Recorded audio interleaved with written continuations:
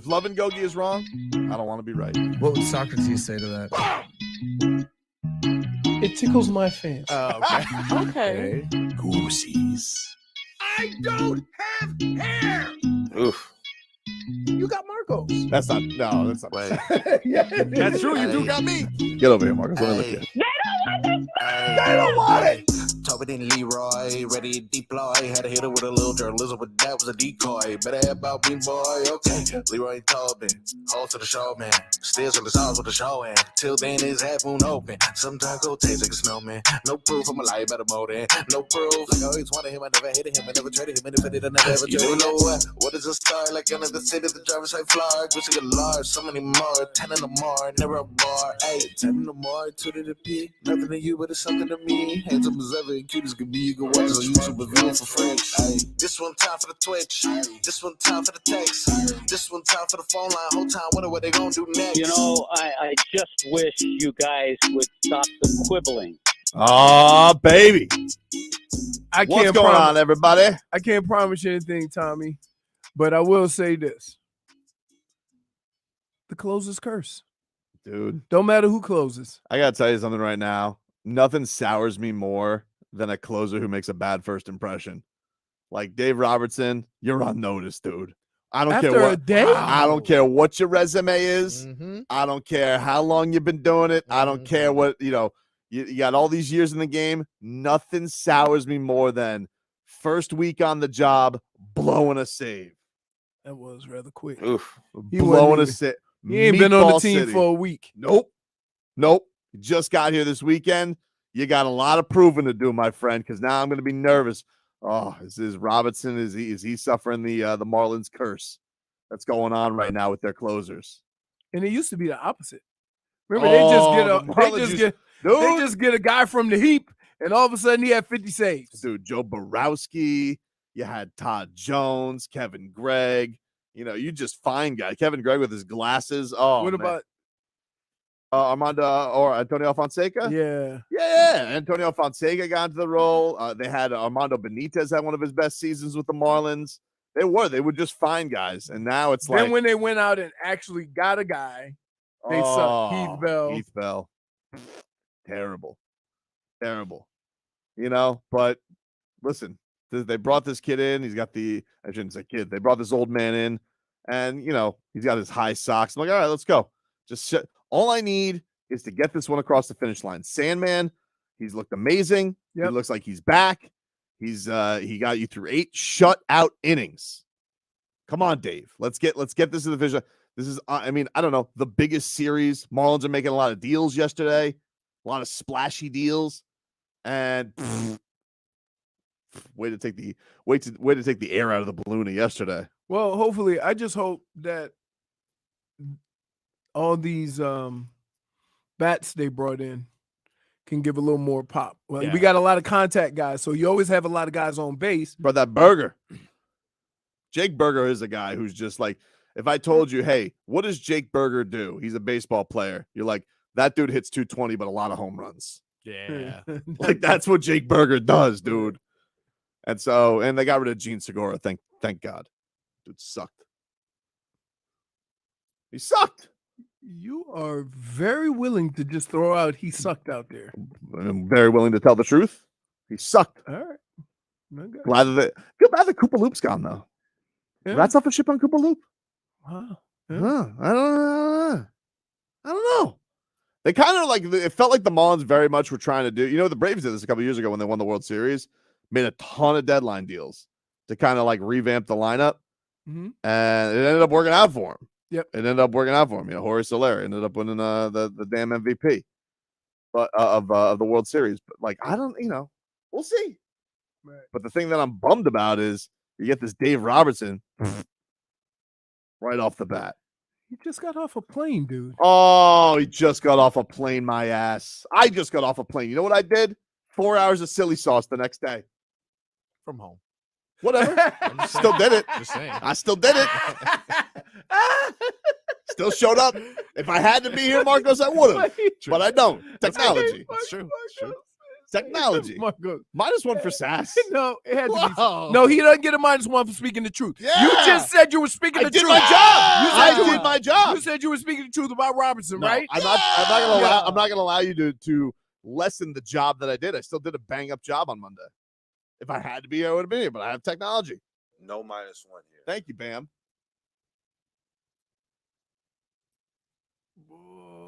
By the way, you did the same thing. Are you lessening the job that you did? No, you did a bang up job. I said no need for both of us to not, one of us to go in. Robertson. Well, welcome to the Fish. Bang. Oh, let me blow this game in the wild card race for you. Oh, by the way, I was thinking about our cab driver. Hmm? Our cab driver was driving a Formula One car. He was in a minivan, but he was shifting gears. Did you notice he was FaceTiming the entire time? Yeah. Oh, that's not safe. Like there was a yellow light where we got in, and I'm like, oh, yellow light. I don't know what that means. But every time we came to a stop, he had to put it in park. And can I be honest? Anyone who drives a stick now just drives stick to let you know they drive stick. He wasn't driving the Show stick. pony move. Then No, what it was he wasn't the stick. He had to do it or the car was going to stop. Yeah. doing? Whoa, so he was just trying to make sure the car kept Yeah, moving. so every time we went to a stop, like he shifted in the park. Wow. And then we take off, he pushed it in the drive. Very strange. Waddle Baby Waddle says, I picture Justin Bohr when I hear Jake Berger. Yeah, just like a slow pitch softball slugger. That's Yep. Jake Berger. Yep. Jake Berger's here to just hit tater tots. Probably got a little cooler like Crowder full of beers in Probably. the dugout. Yeah. Jake Berger shows up. He shows up with some silver bullets ready to go. Yeah. He's the only player on the team who's allowed to drink beer between innings. That's what Jake Berger does, dude. He hits bombs. Oh, man. All right. Well, anyway, bad loss for the Marlins yesterday. They now need to get these next two to salvage the split and make this even Steven with the Phillies. But, yeah, not great. I mean, like, listen, you've been dying for Sandy to be Sandy, and he's starting to finally turn around, and Sandy's like, oh, great. It's like last year now. You know what? His bad innings are now a walk, a hit, 3 men on base, right? Like but it ain't 4 runs. No, Yeah. he's been nails the last couple times Yeah. out. He's very no much support.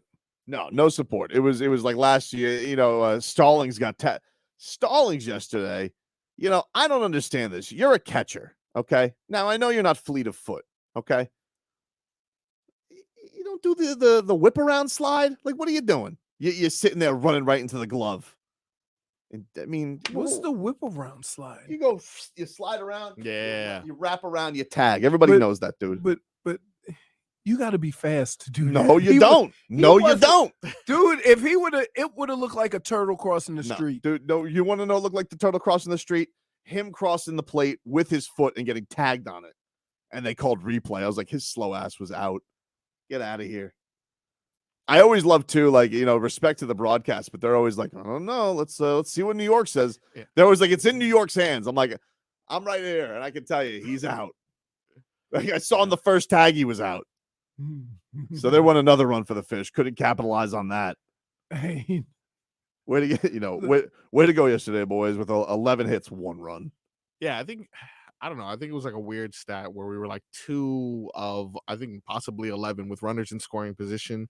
So we were hitting, but not converting into runs. And Nope. it's unfortunate that we cannot put scoring runs and Sandy's great games into one. They're always like happening on different moments. Well, I feel bad for Sandy.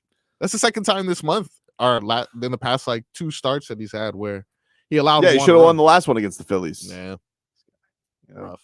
Poor Mm. Sandy. Poor Sandy. Finally getting things right. And what do? What do they reward him with?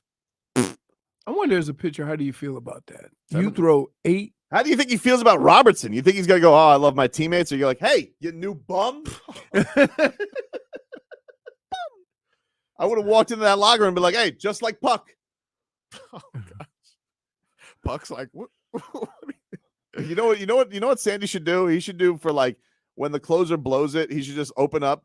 He goes, here you go. And he goes, what's this? Meatball hoagie. Okay. Just buying everyone meatball subs. Or just hand him a I was -1. so annoyed. Do you know how hard I worked? I went in and threw 100 miles an hour, striking everybody out.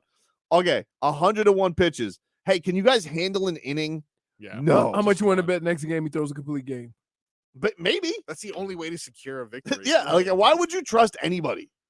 I think that's probably the only thing that maybe gets Sandy angry. Remember, like when last year when Don Mattingly would take him out and then they blew it and he was just furious and then like it felt like he went like 3 straight games, complete games. Yeah. So maybe this will fuel anger on Sandy Alcantara even more. He's saying now closing for the Marlins, Sandy the Sandman. Yeah, he just wait. Isn't he just going out for the knife? What if like Skip Schumacher tries to bring in Robertson and he just goes out like Spose and he goes, no, Yes. no.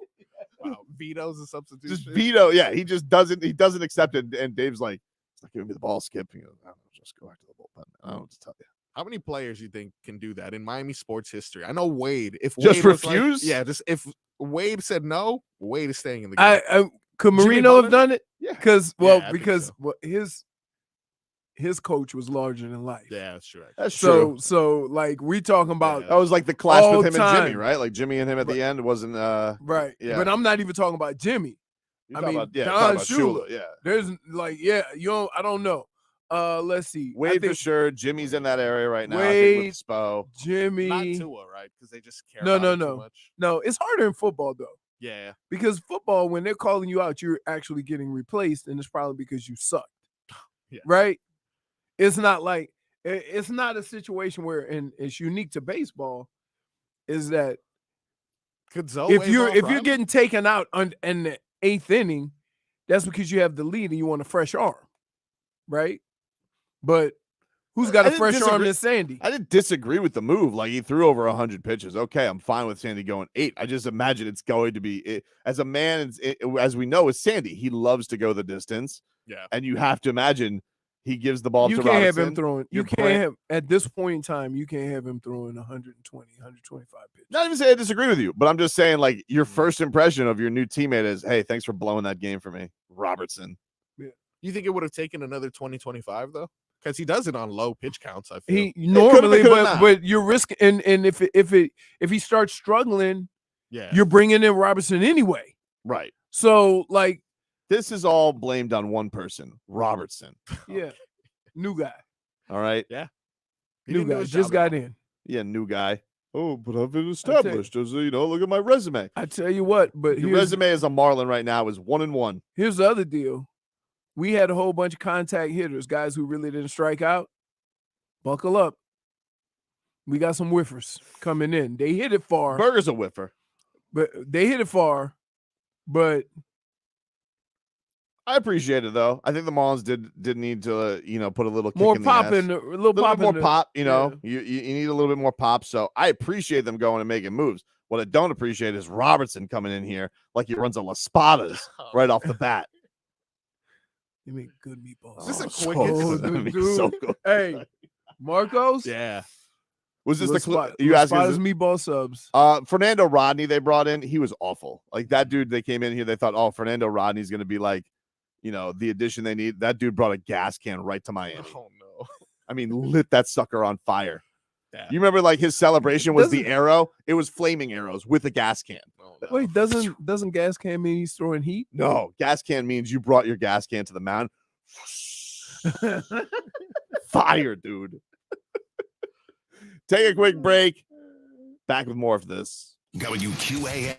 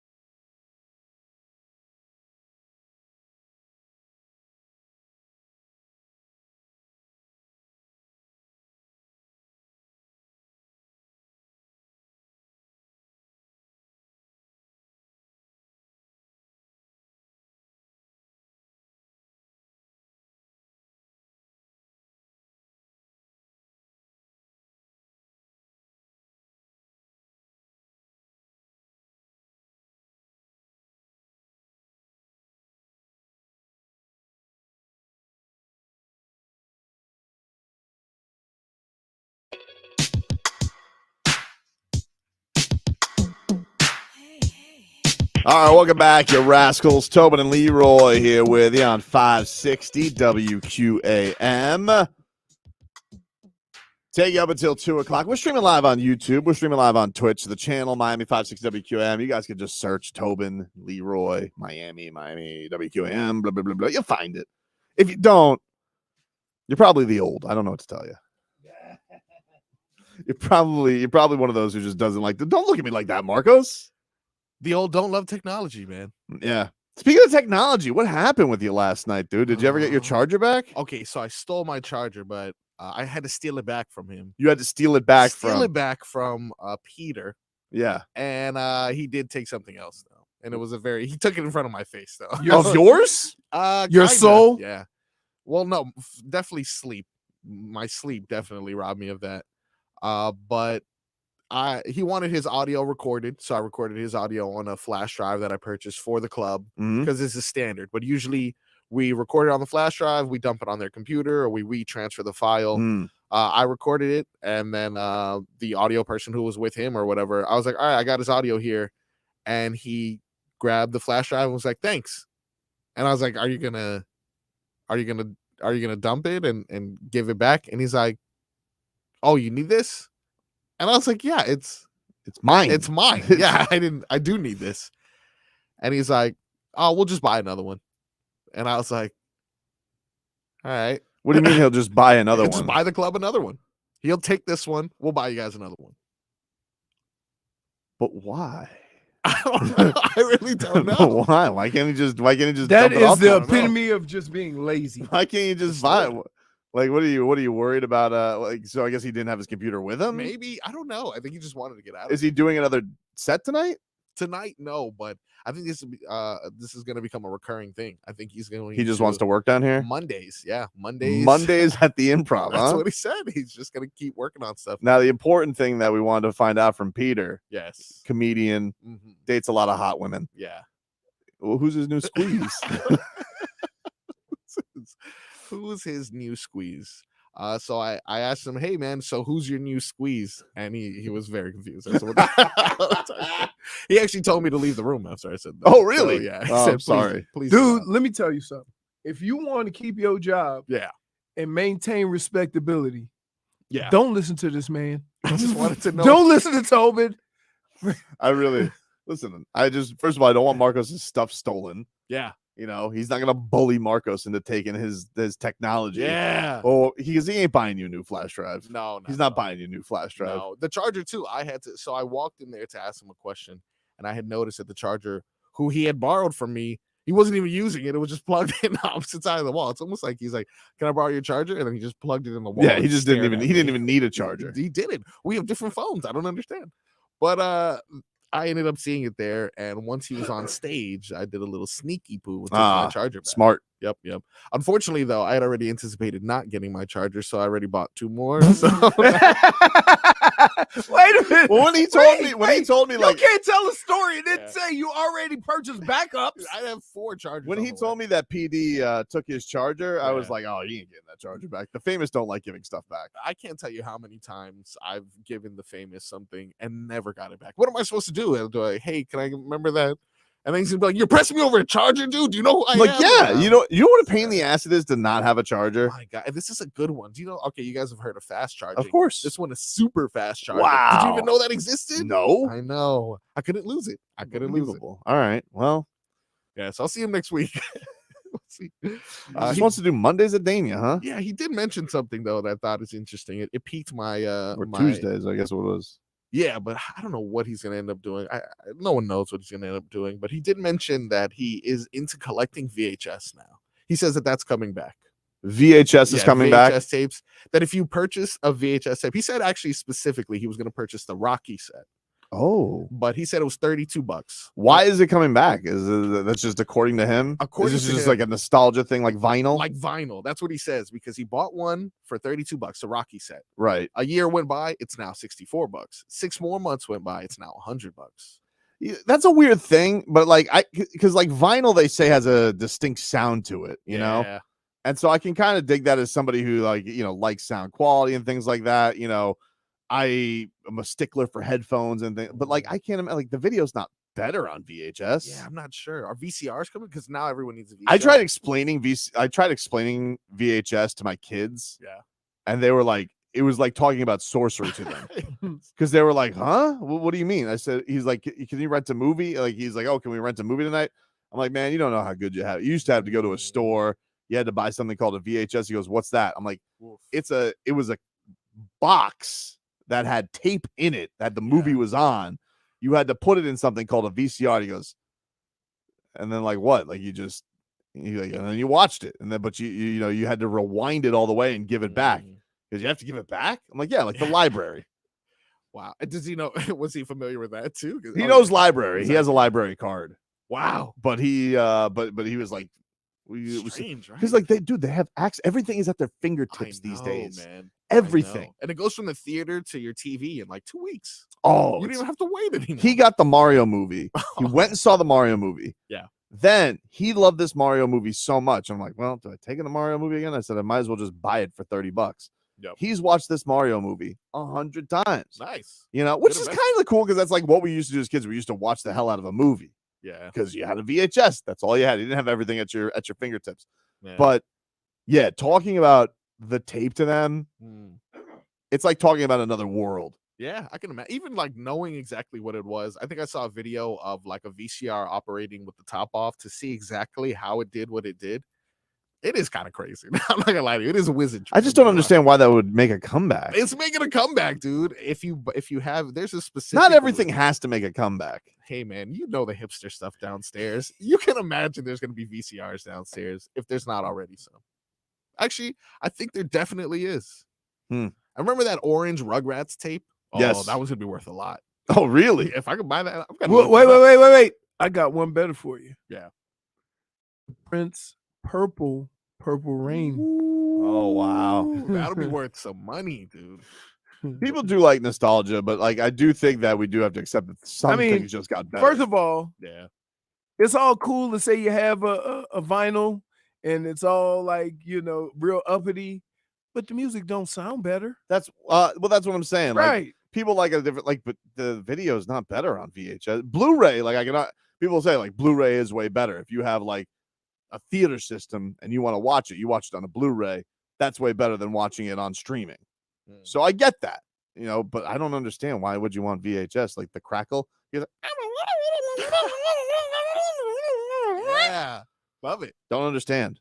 Wow, that was a really good impression. Was that better than my Hard Knocks impression? Yeah, that was pretty close though. A close second.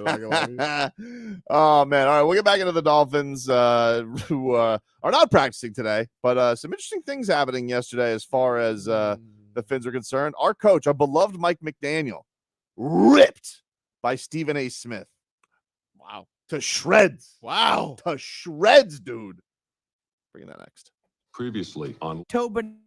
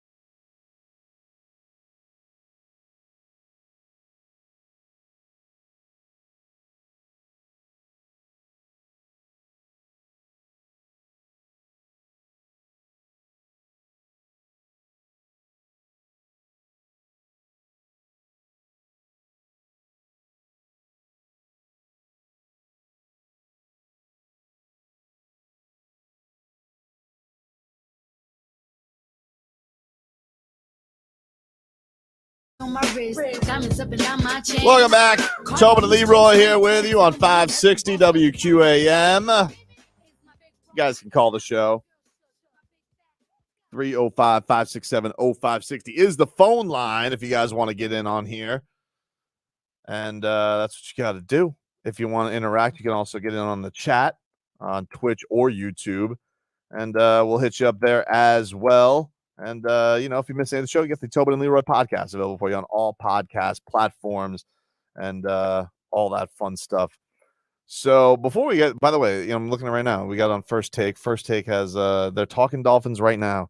Big national lightning rod this year, Marco. So I was trying to explain that to some people. We're doing some work meetings beforehand with the sales folks. Yeah, you were here early. Dude. Yeah, well, listen, I will let people know I'm doing the Dolphins pregame show. What? Yeah, it's called Game Day Uncensored. Well, that's saying this, and then but yes, not allowed to curse. Okay, but okay, we could do whatever we want otherwise in FCC regulations, Marcos. Right. Yes. So we're getting crazy then. I'm crazy, thinking dude. Pantsless Mondays, maybe. Yeah. What? What? I don't know. Shoeless. But I'm saying that the Dolphins was trying to explain to people like I don't know how much is going to be ripped right off the bat with the Dolphins, because I think that when people say Dolphins uncensored, they're like, oh, you're going to rip. You could rip. I'm like, I don't know what's there is to rip right away, because I feel like this is a pretty positive year. It feels like the vibes are very good going into this year, but I do think that one of the things that's interesting is this team is, as far as I can remember, for the first time in a while, they are a national lightning rod. Like they're always in the national discussion because of Tua. Like they have to, but Tua is like the big thing that gets everybody going. And that's why on First Take today, they're like, oh, are Tua and Tyreek the best QB wide receiver duo in the NFL? Always a topic. Everybody's always interested because everybody's got to take on Tua. It's just a thing. Everybody's got to take on Tua. I was on with Zach last night. Gelby? Yeah. How's he doing? He's good. What did you want to talk about? The Dolphins. And what was your... if he ever needs me, I'm an NFL insider, so you can just let him know. Just let him know. I said I thought they'd win the division because last year the Jets didn't beat anybody. And so if they get better, they ain't going to get better to the point where they're going to win a division. I said, and I've been telling you this all year. I don't know if Josh Allen can change the type of quarterback he is. He can run it and not try to run over people, but he has to be who he is. And all of a sudden, these quarterbacks, who the last person that tried to do that? Robert Griffin. Yep, I remember that. He was like, they're running me and I keep getting hurt. I'm going to sit in the pocket. And his career lasted 3 seconds after that. Right. You got to be who you are. And you can do it a little more efficient. Stop trying to run over linebackers and safeties and stuff. But you always have to be that threat because that creates the spacing that you need because you're not that accurate. Yeah, I don't know. Like, I'm with you. I don't know how much he can change who he is, and I don't even know. I don't even know if he should change. Keep in mind, let's be clear. Name a quarterback that came into the league that had accuracy issues, and all of a sudden became an accurate throwing quarterback. I don't know. It's just thing you don't like. It's something. It's a hard skill to pick up, right? And the thing that's great about Tua is everybody's always talked about his accuracy. They questions his arm strength, and that now you can't even really talk about that. No. So, I do think That being said, look, I'm not going to sit here and say Josh Allen is a bum. No, I'm not saying. Like, he's a dangerous weapon. I just wouldn't I don't know why there is this great desire for him, other than if he's just tired of being in pain. Like that's the thing. But it's his own doing. No, I understand, but like if you're wanting to change your style, like obviously he's probably sitting in the off season. He goes, man, I really don't like the feeling I have after the season. So because I don't think because typically when this happens, it feels like that's a thing from the organization. They want you to change. No, he's the one who's putting it out there that he wants to change the way that he plays, and that is like a bit of a weird one. I would say until until proven otherwise, if Josh Allen tries to change the style of quarterback he is, it's not going to be beneficial to the Buffalo Bills. And so that's why I say, look, and look, it sucks losing Jalen Ramsey, but you have some young, decent cornerbacks that are growing, that could fill that role. And you got Eli Apple, who, Got experience. Yeah. Yeah, he has experience. But more importantly, you have Vic Fangio, who's going to take all this in and put everybody in the right position and run the right style. I was very encouraged by hearing that from Tua yesterday, where he's just like he's noticing right off the bat, just like the communication between the defense, that the things are harder to recognize. I feel like last year we saw some things with this defense because I think it's pretty crazy. We look over the names of that defense and we're like, man, why weren't they better last year? Mm-hmm. And I get it. They were very banged up in the secondary, sure, but the pass rush guys were there, especially in the middle of the year when they got Chubb. You had a pretty dominant duo up front with Sealer and Wilkins. Mm-hmm. Never got to the quarterback as much as we would have expected, though. With you got Jalen Phillips on one side, Chubb on one side. You got two beasts up the middle. You just think they would have forced either more turnovers or more picks. So I'm interested to see, because that's what's going to pop defensively. If this D line plays and improves, not necessarily improve, but get after the quarterback more than they did last year and put more pressure and get more sacks, then I see the secondary having more picks. And so that's what I'm looking at. The turnovers should pick up a little bit. Yeah, that's what and I think that's why, whether you think that's right or wrong, that's why I feel like Vic Fangio, he better get this stuff right immediately, because it feels like he's got all the ingredients. There's no honeymoon phase for Fangs. Sorry. He's too the old don't like honeymoons anyway. You know what? I love the way that you just all of a sudden are the judge and jury on all this stuff. I am. And I'm just telling you right now, the old don't like honeymoons. All right, Judge it's time, Dredd. It's time to get going. Dame time, it's Fang time. Let's go. In fact, but the old like pocket watches, so he'd probably and take it out of his little, Nobody. That would probably be it. So hey, Fangs, do you have a pocket watch or an Apple phone? Jesus Christ. You can't picture Fangs with the pocket watch? No, because you also need a suit. You can't pull a pocket watch out of your pocket. It's always in that side pocket of the jacket. Yeah, of course. Right. So what does he wear, the suit to practice? I think he wears a zoot suit. The hell is a zoot suit? It's got the hat. The baggy. Yeah. Oh, so he's Yeah. I think Fangs cuts it up at the disco during the weekend. They don't go to discos, dude. The old don't like discos? No, the zoots. You don't wear the zoot suit to. Where do you wear it to? They go to what's that? A speakeasy? What's the dancing called? Oh yeah, swing or swing something. dancing. Oh, swing! Oh, the old love swing dance. My God. I see a suit like this and I think of The Mask immediately. Yes, This is yes. definitely The Mask. Yes, that was one of his OG movies, right? Yeah, that was a good year for him. Yeah. I was reading something he made when he did The Grinch. Mm-hmm. So it got to certain actors get to choose whether they want a flat fee or cut of the revenues. He made $70 million from doing that. Yeah, I believe it. It's Pretty impressive. crazy. Lots. Honeymoons. It sounds as Tobin has Fangs showing up looking like Dick Tracy. Right, that's what I'm saying. Exactly what I have. That's what I picture. That's what I'm saying. I'm just saying you got all the ingredients for you. You did lose a big ingredient with Jalen Ramsey. But if you're a chef, no, but spice it up. here's the thing. You have so much young talent at cornerback.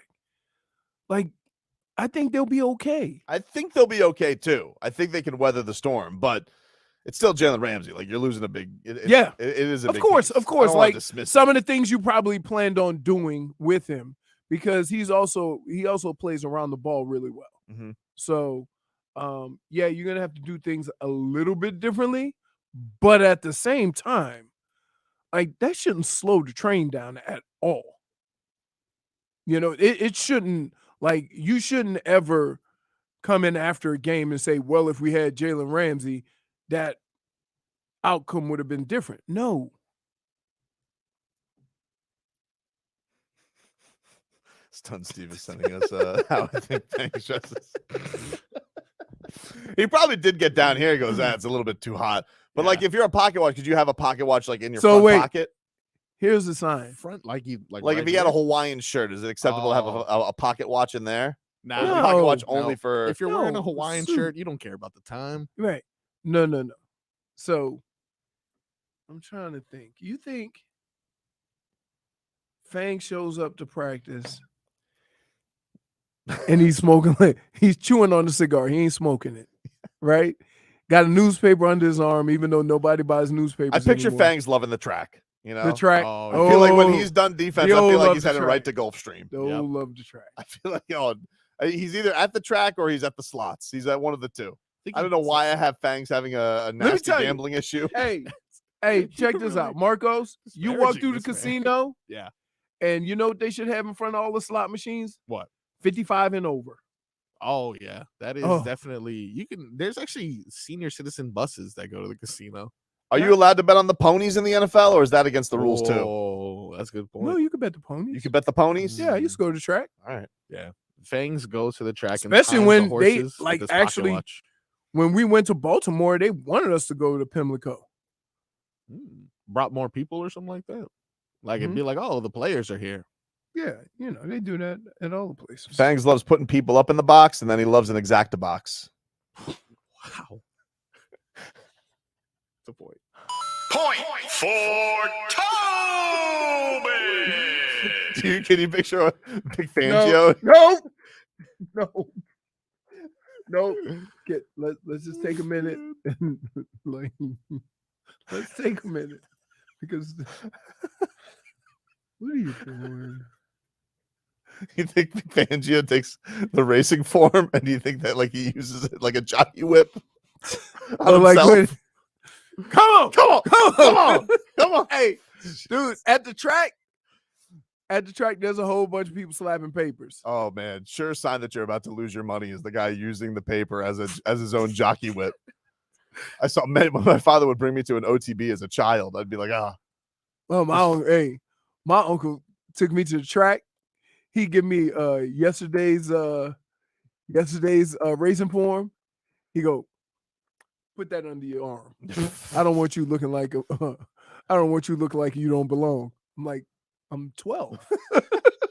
Right? So we go in. If he was winning, he let me place one wager, right? And he goes, so one time he goes, so we down watching the horses, right? Walk towards the gate. Who you like? Like, whoa. I say, give me the 5. He goes, whoa. He said, why? Why you like the way he looks? I said, no, he just took a giant poop. He's free. He's clean. He's clean. Clean. Take a quick break. Hour 2. Coming up next. Hey.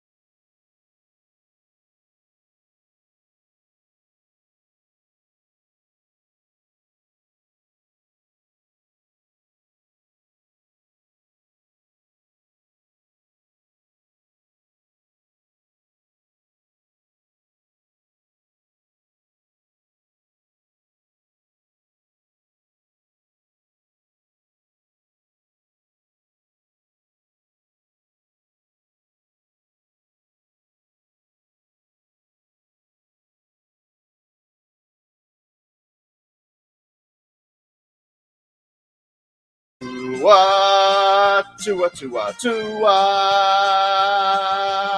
Tunga Vailoa, not Tua Tagovailoa. A for effort, Dolphins quarterback. Tua. It's our Tua, it's our Tua. Tua. Tua, Tua, Tua, Tua, Tua, Tua. Can go to hell. Tua Tagovailoa, Dolphins quarterback. Daddy loves you guys. Our Tua with Tobin and Leroy. Check the history of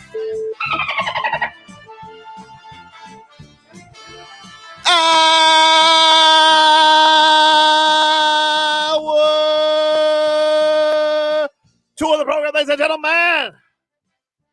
Tobin and Leroy here with you on 560 Dolphins. Skill. No, it's not. You You know they're making them, right? I remember. So who was it? Did you bring up that story? Did Jay Fig? No, I that don't was know. me. That Was was you? Yeah, because I saw that they had a truck going around with mustard Skittles. That was gross. I don't like mustard Skittles. Dolphins are off of the practice field today. Get some more headlines here brought to you What? by the new Palmetto Ford Truck Super Center. Why buy your truck in a car store? Palmetto Ford. We know Yeah, truck. Dolphins will be back on the practice field tomorrow. Wow. Can So you they believe get that? 1 day of pads Look and at then they that. get a day off. Can you believe it, Leroy? These kids are Soft. soft. Soft, Leroy. You know what? I look at it this way. Hmm?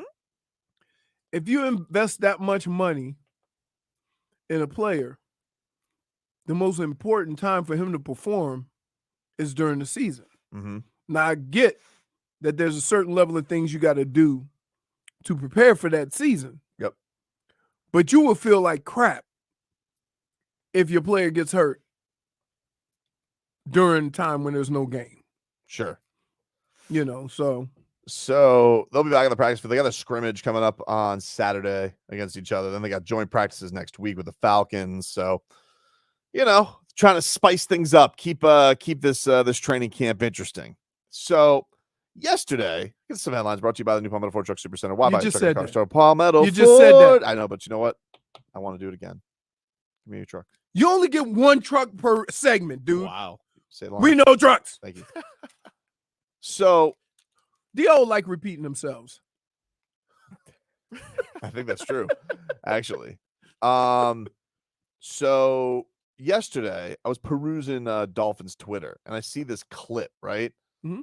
And it said something to the effect, I think it was Dolphins Talk on Twitter, and it was a clip of Stephen A. Smith, and it said, Stephen A. Smith bothered by the way Mike McDaniel speaks.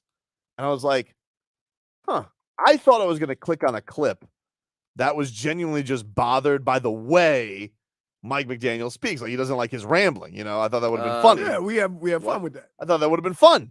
Right. I was thrown for a bit of a loop because that's not what Stephen A. Smith was mad for. He was mad about just in genuine, he doesn't like hearing from Mike McDaniel. He thinks he's a phony.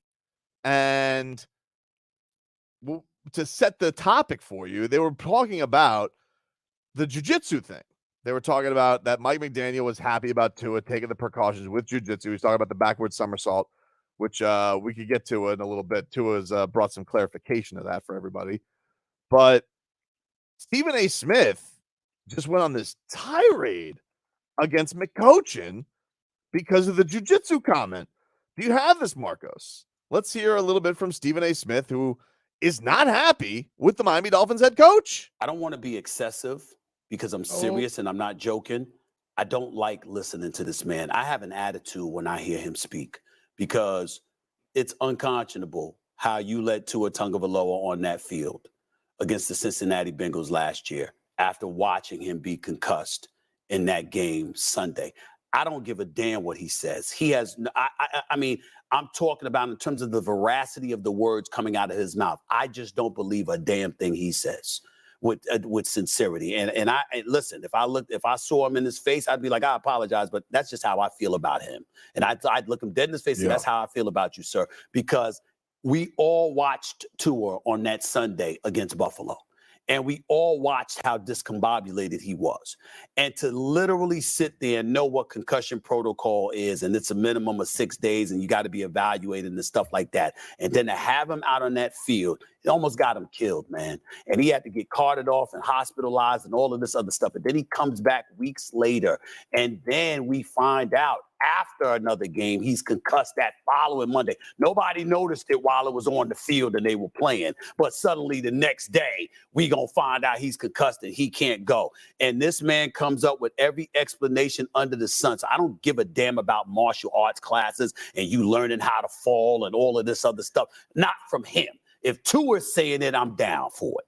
I got it. If your martial arts teacher is saying it, I'm down for it. But I don't want to hear from their coach. Now, let me do this. I can understand what Stephen A is saying. There's a couple of things that we all need to understand. Number one, medical staff is for that. The head coach or the position coach have never diagnosed a player with anything. All they ask of the player, and they ask maybe if they wonder if the player is being sincere about it, ask somebody from the medical staff, is he okay? Mm-hmm. Right? And then you proceed. They don't give medical advice. For a coach to say,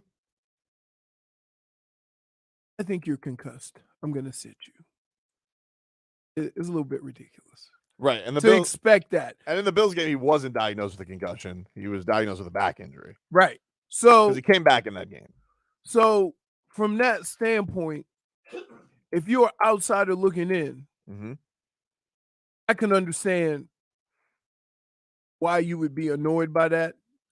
But if you understand how these things work and how these injuries work and who, diagnoses these injuries, the head coach really doesn't have a say-so in it, other than asking the player or the training staff. Well, this is the thing that's interesting. Like, he rips him also and saying, oh, you guys didn't recognize the concussion during the Packers game. And then all of a sudden he's like, well, McDaniel was the one who sent him off for that.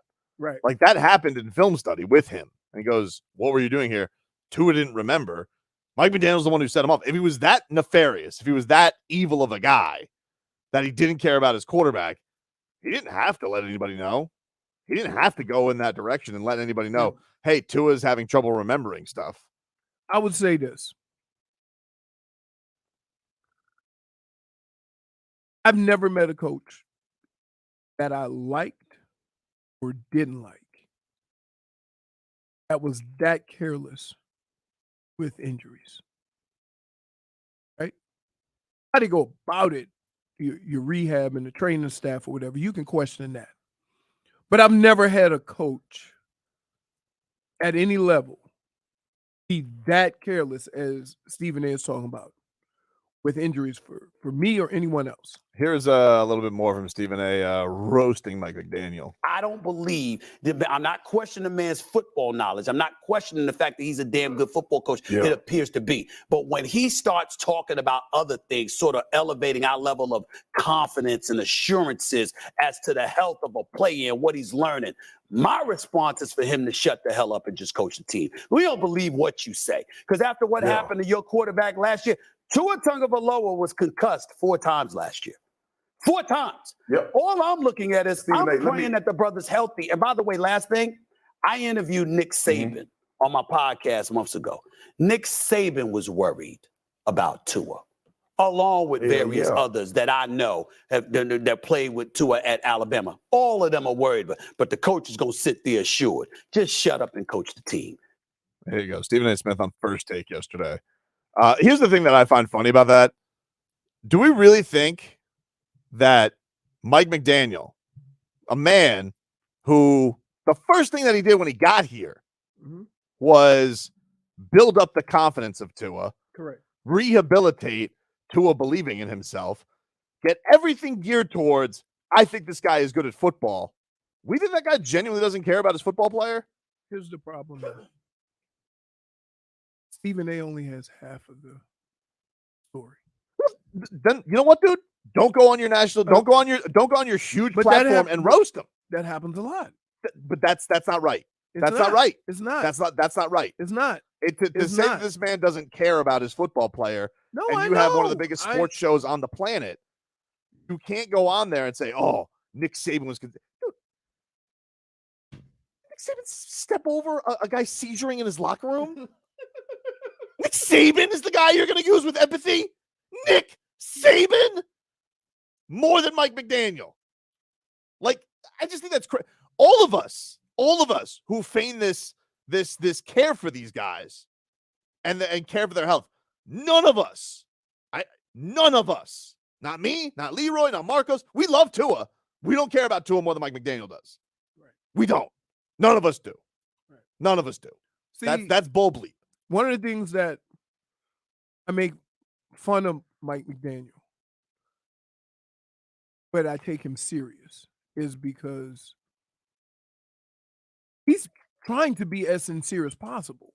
Oh, sometimes he's too sincere. Right. And so sometimes the guy, like, honestly, less is more. This guy says everything. Right. Like, nobody seems to wear what's out there more than this guy. But if you're not privy to it every day, then you don't know where these comments come from. We know all this stuff that Mike McDaniel says, it comes from a good place. He's not trying to manipulate. He's not trying to deceive. He is trying to be as honest as humanly possible. He rambles, of course. But when you know what he's about and you've seen it every day, then you just take it and shrug at it because you know that's just Mike McDaniel being Mike McDaniel. If you're the outside looking in, it looks like Looney Tunes. I'm not gonna lie. But before you start making comments like that, I think you have to know the person, and I think you need to know, where he's coming from. What would Socrates say to that? See, I genuinely thought maybe Stephen A. does like Socrates. I thought that. Well, that's what I thought when I clicked on this. I thought, oh, Stephen A. really just doesn't like the way Mike McDaniel speaks. Right. Like, I thought he was going to be bothered. Listen. I thought he was going to be like, oh, this man is a rambler. If you don't hear it like we do and understand where he's coming from and just kind of laugh and shrug it off, you could take it the way Stephen A. is. I'm more than sure there's a bunch of people that feel that way, but they don't know the whole story. You feel the only thing that he knows is that he knows nothing. People are looking at this and they think that this man doesn't care about his quarterback, that he is trying to put him in danger, that Mike McDaniel only wants Tua to learn jiu-jitsu so he can get back on the field because he doesn't care about his concussions. Even though the last concussion, he's the one who sent him to the doctor today and have him shut down for the year. If it's Looney Tunes, then Mike McDaniel's Bugs Bunny. Cool, calm, and collected. Take a quick break. You guys can text the show 305-567-0560. If you want to call and react to that, 305-567-0560. We're back with more after this.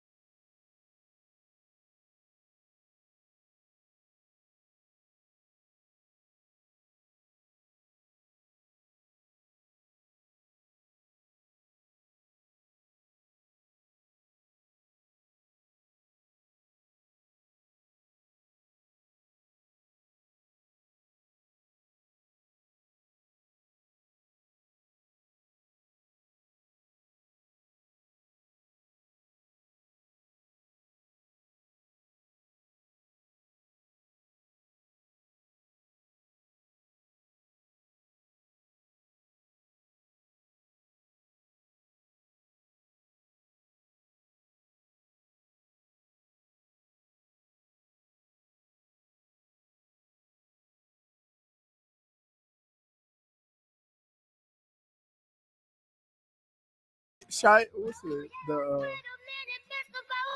It's one of those TikTok EDM remixes. because you know who also sang this? That's not art anymore unless it's TikTok. Yeah, exactly. Fury sang this to what's her name in Captain Marvel. Leroy, did you watch that new Secret Invasion with Samuel Jackson as the lead? No. Because everyone's saying, I know you're into Marvel stuff, which, by the way, we got a Marvel trivia coming up if anyone's interested.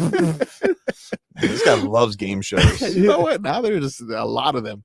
Hopefully Masvidal makes it out to the next one. He's not too busy giving away the belt somewhere.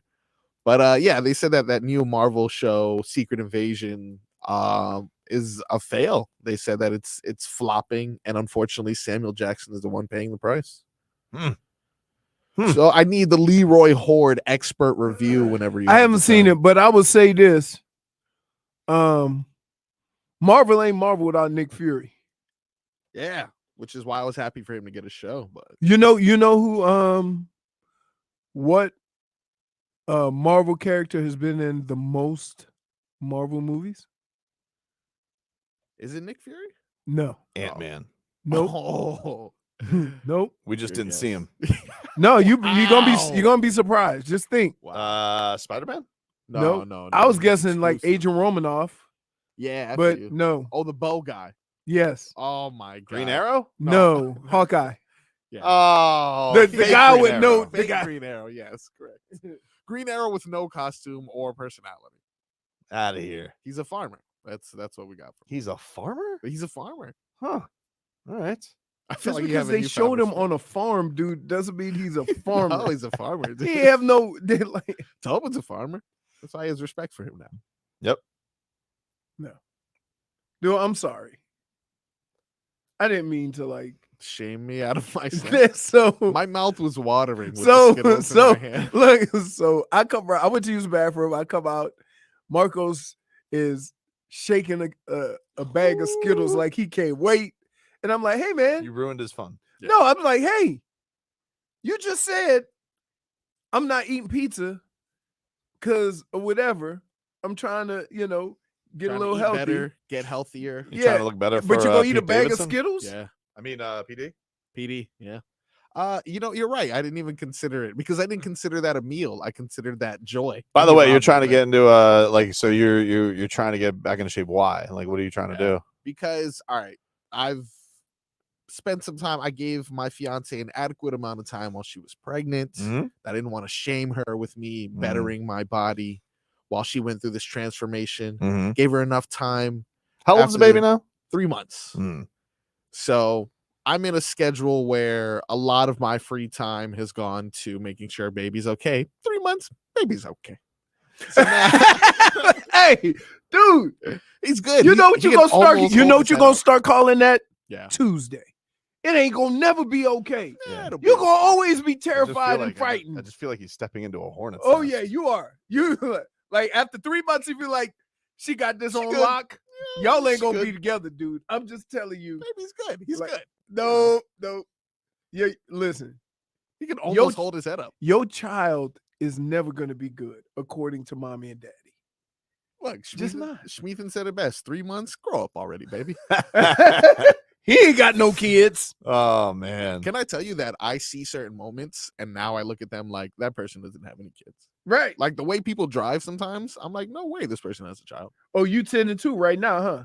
Man, I'm just, I'm not taking any risks. I'm not doing anything crazy. I'm not speeding for what. I drove with someone recently who ran stop signs and like went around roundabouts at a quick pace. Yeah. I was like, this guy doesn't have any kids. It's crazy. Yeah, you can't have your baby in the back like while you what? hitting hard turns and stuff. Vinny says on the chat, Tobin's a homer. I might as well take that as an insult. I don't know. No, Maybe because your look, philosophy. because I mean, most people don't consider me a homer, and I pretty much like told you why it's very easy for people to feel that way with Mike McDaniel because they only have part of the story, right? There is no bigger there's no bigger Tua fan in the organization than Mike McDaniel.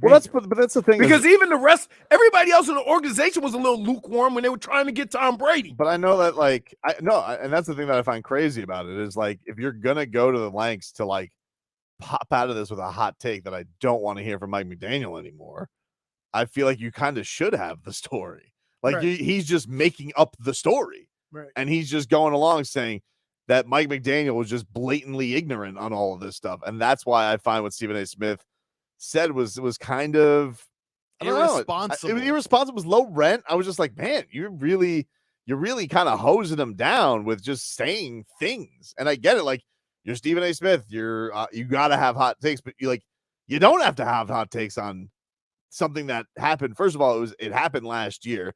Now you don't want to hear from him again. Like, Mike McDaniel's not banned from, like, you're not going to ban Mike McDaniel from talking. I mean, you could not play him on your show. I mean, that might be a way if you really don't want to hear from him. And he's like, well, Tua can talk about his jiu-jitsu, but not Mike McDaniel. Well, okay. Like, in a world, it's not like he volunteered the information. He was asked about. He's asked about jiu-jitsu. It's like, oh, should Steve be like, I can't answer that. That's just Stephen. I don't want to get in trouble with until Tua makes it clear through a season. Stephen A. He does not want to hear from me, so I will not be answering that question. Thank you very much. What? That's really weird. Usually it's an assassination of someone's football ability and not their character. Someone may say off the field they're good, but they're not playing well. He did the opposit. He said like he's a great coach. It seems like he's a great coach, but he's a horrible person. That's essentially what he said. You don't care about Tua. Yeah. You nearly got him killed. Say that, dude. Like, what? All right. Very personal.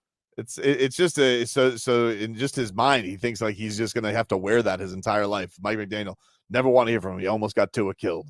Yeah, right. Mike McDaniel's supposed to be a neurologist. But that's what I'm saying. Like, if you notice, anytime I've had a problem with injuries, I ain't talking about coaches. I talk about the medical staff. Mm-hmm. They're responsible for that. That's their job, right? It's their job to inform the coaches. But here's what happens. They have meetings on Mondays or Tuesdays or whatever about your injury, and you're not there. So they already have determined how much pain you could be in and what you could do without asking you. It's a crazy thing. So look, if he would have came on there and said, if all the parties in that Dolphins camp, nobody saw Tua to the point where they needed to stop and question him or whatever, and nobody realized something may have been wrong with him, then they should be fired. They're the medical staff. They're the professionals paid to notice these things. What about the independent guy in the booth who didn't notice it? Because now the NFL has an independent guy. Mm-hmm. Should he be fired too? No. It's easier to just put it on the coach because you don't know the other guys. And that's the part that I have a problem with, is that you're talking about a coach that's not only responsible for the offense, he's responsible for the defense. He's responsible for the time management. He's responsible for the timeouts. So when somebody gets hurt, he might check during the timeout, but then he got to get back to what he got to get back to. It's not his fault that they may have misdiagnosed it. He's not he doesn't have a medical degree. I just think that it's going to be tough, and it's going to hang over the Dolphins from a national perspective this year, outside of the expectations and all that. But like you said, having half the story nationally, you're not going to be along for the journey. So like, let's just say, God forbid, if it does happen, where Tua does get concussed again this year, everyone is going to go back to and act like the Dolphins were evil for even letting his career continue. Where it's like Tua wants his career to continue. Tua wants to play football. Tua wants to be one of those guys who gets a $250 million contract after this year if he has success. Right. And it's like, how many times are the Dolphins or Mike McDaniel going to have to answer for Tua getting a very unfortunate thing that happened to him on Thursday Night Football? Very unfortunate. It was very scary seeing his fingers go that way, watching that all on national television. But this is a crazy sport we watch. You know, I mean, we watched a guy go into cardiac arrest on a field, and he's practicing. Right now. Right. And saying that I still have fear over it, that he's not all the way mentally back. Right. It's a crazy thing what they do, what you do, the things you say. The things he says are crazy. You were like, Margos, we're at a dinner with strangers, new friends, but strangers. And so they're hearing the Leroy injury stories for the first time. I've heard the Leroy injury stories. Every time I hear them, they're still crazy. But I'm hearing about his ribs all cracking. The jaws are on the floor because they don't understand. You don't understand what you're watching on And a they're Sunday. doctors. And they're doctors. They And- see some weird stuff, especially the sommelier.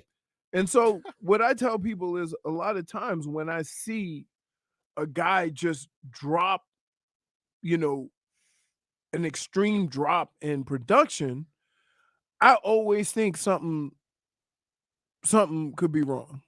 Like he's hurt. Like you don't know what, one, they ask you, can you play with it? Or two, you try to play with it. But you know this, if you go on that field, you're going to get criticized like you're healthy. And you just got to be able to deal with it. You got to be able to deal with, I tried, right? And that's a you thing. Nobody else cares. When you go to a Dolphins game, you don't care if your running back or your wide receiver, your quarterback's playing with broken ribs. He don't get a pass for that. Doesn't buy you anything. It doesn't buy you anything. So what's going to start happening, right, is that this is going to become basketball and baseball. You're going to get a blister, I'm sitting out. You get a boo-boo, I'm sitting out. Why? Because I don't want to be criticized for trying to do everything I can to play. Mm-hmm. It's just, I understand both sides of it. Me, I said I'd be more miserable sitting watching. I might as well go ahead and try to play. And the pain part of it is like they say, well, how does it feel? I say, well, put me in there. Let me get hit a couple of times and I'll let you know. Because usually I get hit a couple of times. And if the wrong person hit me, I get mad as hell because I'm thinking, you shouldn't be doing this to me. Right? Or they talk trash. Then I get really mad. And then it's go time. I'm like, give me a drink of water. I'm ready. So you don't never know how you're going to feel and respond unless you go try. But the problem is if you go try and it doesn't work out, you're not going to get it attaboy. I just think that the thing that I find crazy about it is like, but you do, like you say, you don't want to sit out, you want to try and go. And like, I think that the element of that is always missing with the Tua thing is that people are going to like clutch their pearls at him being on the field at certain points. And it's like, that guy wants to be out there. And let me ask you a question. I think people are assuming that like when Stephen A paints a picture like that, you're painting it like they're withholding information from Tua so he can get out there on the field. Like they're being, right. Like they're, but here's the deal. And I'm going to tell you from a person who's had concussions, right? I am 10 times more terrified of what happened to DeMar Hamlin than I am of Tua because I don't understand what happened to DeMar Hamlin. You see what I'm saying? And we haven't heard anything other than good job, good for him. He's going to get to he's back. And so get the goosies. He's back on the field. I don't know how you respond to that because to me, right, one is death. One is just maybe being injured forever. The death one scares me. Having to be resuscitated scares me. Your heart stopping scares me. But clearly, because nobody looks at it that way, they're going to just keep going after Tua in his situation. But I'm more terrified. You're like, it's an interesting thing because it's like we don't see DeMar Hamlin, but because concussions, and I'm not saying it's not wrong. Like, I'm glad that people are concerned about people's head health. That's a good. Yes, I'm not diminishing the injury. But it's it's become kind of one of those things that's just like hangs over it, and like we always got to put that aside. No, their football. It's kind of in a crazy way. It's kind of like Jim Irsay said. The football moves on. You'll watch people get concussed, and you're going to still watch football. But you put this cloud over all concussions that we got to consider careers over. But like Kenny Pickett can get a couple, Boyd can get a couple, but Tua, it's like this stigma over him is going to be a thing all year. It's why we're so bad. Oh, he's getting a new helmet. He's trying the new helmet. Joe Burrow is too. So, I mean, is Tua more injury prone than Joe Burrow? They won't say that. I mean, they'll say that he is. They'll say that he is. Right, but that's what I'm saying. It's football. Mhm. It's football. Like like I don't know necessarily what injury prone is because I was hurt a lot, but I just played. So does that make me less injury prone because I played? See, I don't. That's why I get confused. Makes you insane. Huh? Makes you insane. I can't watch, It's true. man. The watching is the worst. Yeah, but come lips on are now. over to the side. You're playing. Take a quick break. Back with more for this. WQAM broadcasting live.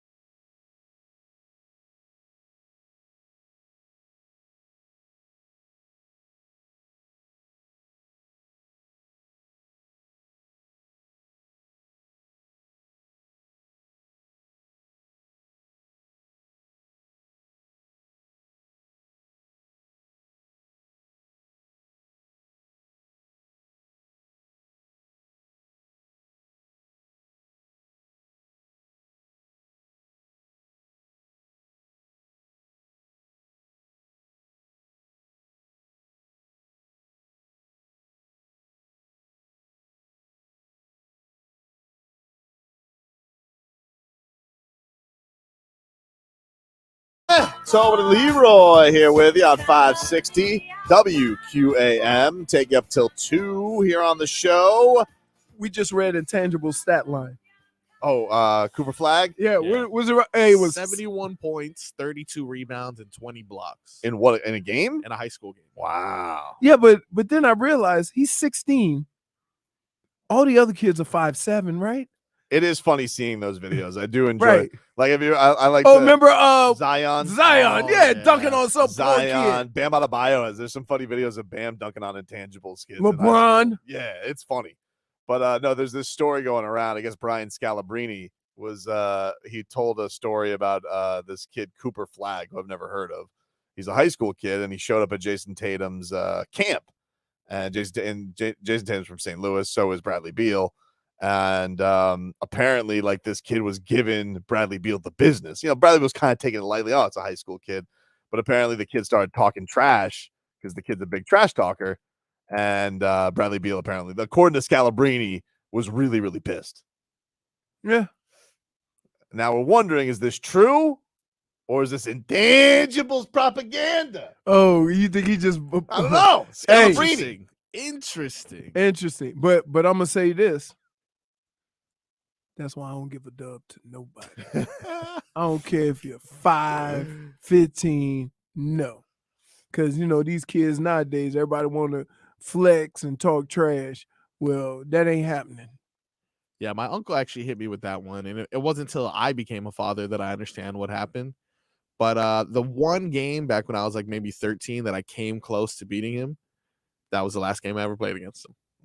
He solidified his perfect record, and I spent the next 4 years trying to get back at him. And for some reason, he always had an excuse as to why he couldn't do it.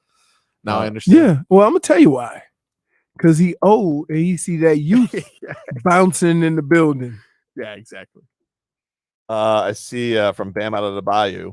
When is Team Serbia playing? I want to see Jovic play. Why? He ain't gonna be on this team.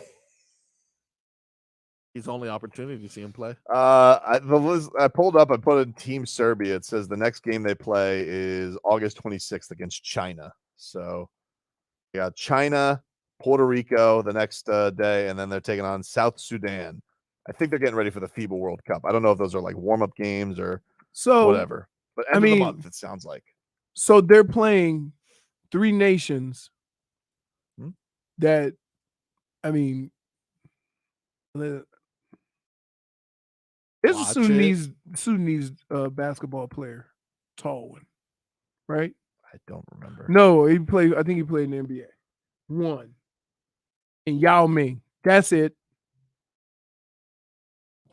No way Joker plays in those games, right? No, he didn't. He's not even on the team. No, he's not I playing on the think team. he is. Jovic has one of the spots, but Jovic has one of the spots. He's busy horse racing, dude.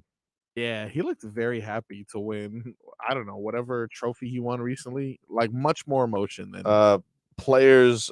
Manu Bowl. There you go. Manu Bowl. Bowl. Who's his son? Thon McCurr and whoa. Yeah. Thon Maker? I think it's Thon McCurr. I thought that's how you, yeah, I think that's how you pronounce it. I don't think it's Thon Maker. They pronounce that wrong. I'm telling you. Maybe I'm wrong, but I thought people started calling him Thon Maker. I think that's one of those words that's not how you pronounce it. Yeah, I feel that. And then of course the greatest Mike Biamonte road voice of all time, Luol Deng. Oh, that's right. Luol Deng's from Sudan. Yeah. He had a nice run with the Heat, though. He did. He did a solid career. And I think he wanted to stay, but like the Lakers were offering him a ton of dough. They said, dude, go take that money. Yeah, he liked playing for the Heat, Luol Deng. He was a solid player, but he got wait, because that was after LeBron and Pat Riley said it's the greatest trade. And No. He said he was doing semantic. Shing, shing. Yeah. Pat Riley, he goes, greatest free agency signing in Heat history. But technically LeBron wasn't a free agent. He goes, but Pat. Sign and trade. Semantic Samurai, Pat Riley. He's the OG. That man knows how to play it, you know? Same thing when he's like, you know, talking to the post season press conference when he's like, do we hit big? Do we not hit big? You know, who knows? I do plan on hitting it big, but will we hit it big? I don't know. He's He's putting it all over the place. Aaron Rodgers is the same thing now. I got nothing to say. I got something to say, but I'm not going to say it. Speaking of Aaron Rodgers, do you have Nathaniel Hackett? He apparently met with the media yesterday. I'm sure people are aware that him and Sean Payton in a bit of a kerfuffle. Sean Payton. Well, it's not a kerfuffle at all. A war of words? It ain't even a war. I mean, Sean Payton hosed him down. Yeah, there you go. Sean Payton hosed him down, and basically, just blamed everything that went wrong last year on the coaching staff in Denver. Well, he didn't have to say it. I mean, the organization said so too by firing him before the year of the season was over. Totally fair. But Sean Payton put it out there, and then he walked it back by the great description of, "Oh, I'm sorry, I had my Fox hat on." Understandable. It happens. Is it? No. Sometimes you leave with the wrong hat. I guess because so. even more so when coaches get in front of the TV, they won't hose down another coach. Yeah, it Well, just doesn't make sense. Apparently, Nathaniel Hackett, he wants to let you know about this. And he said yesterday, there's a code in this business. And this is Nathaniel Hackett, Jets offensive coordinator. I've been involved in this business my whole life. And as a coach, as a coach's kid, we live in a glass house. We know that. We all live in different rooms. We all got a key for it. And it's one of those things that there's a code, there's a way things are done. Why does he sound like coach from Clemson? Dabo? Does sound a little like Dabo. A little bit like Dabo? Yeah.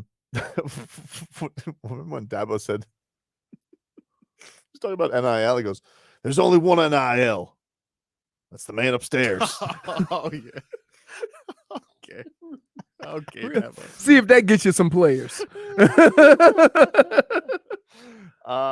He said that Sean Payton's comments were frustrating. Here's a little bit more of Nathaniel Hackett. It's frustrating and it sucks, but we're all susceptible to it. There are things that you do, mistakes you make, and it costs you time on the field, costs you your job, all those things. And I own all that stuff. It's unfortunate that had to happen, that the comments that were made, but hey, they did. They did happen. I don't know. Like, he kind of does sound like he's whining about it a little bit. Like, here, the like guy here, it's kind of like, I'm gonna use this analogy again. It's kind of like when LeBron left, and you said you didn't have a problem with how he left. You didn't have a problem with him leaving, but how he left. Yeah. Another thing, by the way, at dinner, everybody agreed with me with Marcos. What? Wow. LeBron leaving. Everybody was on my side on that. No, they weren't. Yeah, they were. No, they weren't. They definitely were. No, they weren't. You couldn't hear because you were chewing. No. Well, I was. Those tater tots loud. No, dude. This dude, let me tell you, leave it to the meathead. We having a nice dinner. Like, we get the fancy appetizers, and this knucklehead orders tater tots. Sweet tots. Yeah, that's how he gets them. But I didn't get the mushroom. The marshmallows. The marshmallow crush. He goes, too much. Too much. Really? Yeah. I mean, you're there. You're rounding third and heading home, dude. Finish it. You might as well get the super all the way loaded to make them look as fancy as possible. So you have all these professionals, money manager, and 4 doctors eating on tater tots. Yep. I'm like, nobody wants none of these fancy, spicy clams or this mac and cheese. I tell you what, Tobin, these tater tots are delicious. That's how he gets them on his LeBron. Yeah, so then after the tater tots, then they agree with him. They just come on, they wanted to finish off his tater tots. That's all. Come on. Here's one more from Hackett talking about the Jets organization. We built this program on NIL. We really did. What? Oh, no. Sorry. What? Sorry. It's the wrong guy. I'll tell you, you can always look at that silver lining. And man, this organization, these players, the coaches, Salah, everybody has been unbelievable. I think that's something that is just awesome. It's brought our team together. I mean, I guess we'll see. I don't know. Here's the problem. Like, you're going to take, I do believe they're going to be better, right? I'm not even questioning that. But the problem is, if you go look at the games that they won last year, they beat one playoff team. That was the Dolphins. Okay? Mm-hmm. So, how are you going to go from beating one playoff team without Tua? to be in the playoffs. You see what I mean? Mhm. So, yeah, Should be a fun week 5 though. Denver they're going to Denver. So that should be But tasty. here's the thing. The one thing that I'll say is if a team likes their coach, they will rally behind him. Well, Aaron Rodgers likes him. You Right. know? Like that So- helps. Aaron Rodgers has his back, and that's nice. You know? Well, they've been friends for a long time because remember, Aaron Rodgers was coach.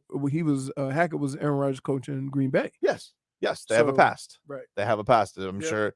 And he says he makes it fun. You know, he didn't say Philbin was fun. I bet you we can count on one hand the amount of times he talked to Philbin. I ain't gonna lie. Oh man, we'll take a quick break. He said, "You know the offense coordinator. You know that guy standing next to him. That was me." We'll take a quick break. When we come back, big game tonight. Excitement. Get revved up. The Pinks back in action. Back after this. We built this program.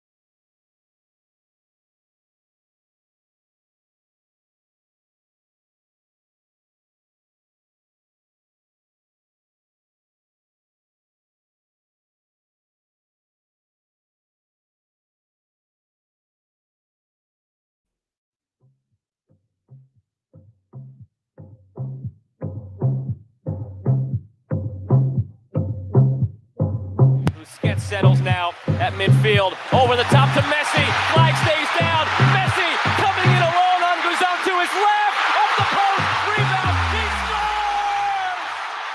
Messi, earlier than Friday, still giving these fans something to get off their feet about. It's 1-0 into Miami. And Yedlin has his back, wins it. Now it's Messi across midfield. With some space, it's Leo Messi. Darting at that back line. Plays it through to Taylor at the end line. Taylor in front. It's Messi! 2 in the first half for Leo Messi. A show he put on Friday. The encore here on Tuesday. It's all in for Miami. Trying to play the 1-2 with Messi. Challenges coming in from either side. Free kick given. And this, my friends, is Lionel Messi territory. The last kick of the game will come from the left side of the pitch, about 25 yards from goal. And honestly, this is penalty kick range for Lionel Messi. 4 men in the wall for Cruz Azul, a drafting scooter behind them to try and deny Lionel Messi a free kick goal in his Inter Miami debut. The whistle sounds. Messi approaches. He goes for it. Lionel Messi on his debut has produced a moment of magic everyone came to see. With the last kick of the game, Lionel Messi has won it for Inter Miami. Unbelievable. Man, that's Goosey's galore right there, dude. Whitty on the call, Chris Whittingham. Galore. You guys can hear him tonight. The Pinks back on the pitch. Inter Miami taking on their in-state rival Orlando City in the League's Cup round of 32, Leroy. 8 o'clock is your kick from Drive Pink Stadium. Or that's what you call it, right? Even if they take out the they take out the vowels, but we all know what it is. Yeah. You know what it is, dude. We know what they You know what it is. You know what it is, dude? That's Messi's house right now. Yeah. That's Messi's house Name right change? now. Maybe. Maybe. We were laughing when we were at the airport, Marcos, and we were leaving. Yeah. They don't even sell Inter Miami jerseys. They just sell Adidas jerseys that just say Messi, but in pink font up in the front. Yeah. I think that's actually probably right. It's Yeah. Inter Messi, really, right now. I'll tell you what. And I'm sure those shirts have sold so much. Oh, wait. Hold on, Marcos. Yeah. Oh, another day of That's another that is Leroy Horde's Eli apple a day. Keeping that doctor His away. penance for hosing him down. I tell you. Never good? thought I enjoy Apple as much as I have. Yeah. Imagine if you put it in juice form. Oh, well, you're a child. Marcos. Let's get into some headlines brought to you by the new Palmetto Ford Truck Super Center. Why buy your truck at a car store? Palmetto Ford. We know trucks. So, yeah, 8 o'clock is your game time tonight. And if you guys want to listen to that, you can do it on the Odyssey app. You guys can have it on your radio, whatever you so please, if you're going to watch Messi tonight. Meanwhile, you also have the Marlins back in action. They are trying to get things right after just a really deflating loss yesterday. It was an exciting day as a Marlins fan because making some moves, trying to make some things happen. They got a new burger, and that's exciting. Dude slugs. He slugs and then tries to hit big home runs. But Dave Robertson, this new closer, blew it yesterday for Sandman. So he better get it right tonight, dude. He doesn't get any No. Yeah, you he's were already on notice. brought here to fix what was already the problem. You did the same thing. Yeah. No, he doesn't get a little a soft cushion. Sorry. Could have drove in a couple more runs. But I mean, that would have helped. I mean, he had 11 would've hits, helped. you know. It would've been, but look, that's what he's there for. Yeah. If you don't drive in runs, you're supposed to be nails. Shut the door. And he didn't do it. Yeah. Especially if your starting pitcher goes 8 innings. Oh, Come on. 8 shutout innings. He touched that Hundy. Mm. Sandy looks back.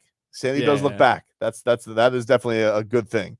Because if they decide, heavens to Betsy, if they decide to get Eury Perez out of Pensacola, which I can't tell you how furious that makes me. The old say Yesterday, dude, heavens to I saw this. Oh, Eury Perez on the hill for Pensacola tonight. Yeah. Imagine we have him out there. How much is he pitching though? Too much. Too much in Pensacola. Exactly, dude. Exactly. That's how much it is. I really feel like that day that we had the conversation with Tommy Hutton, your opinion changed on him. You feel like On Tommy? yeah. Because I don't think he feels that way. think he's just, How do you tell us in the same interview you're old school, and then you jump down my throat because I tell you I think Eury Perez should still be pitching here? Yeah. Oh, he's never pitched more than 70 innings. Are you What?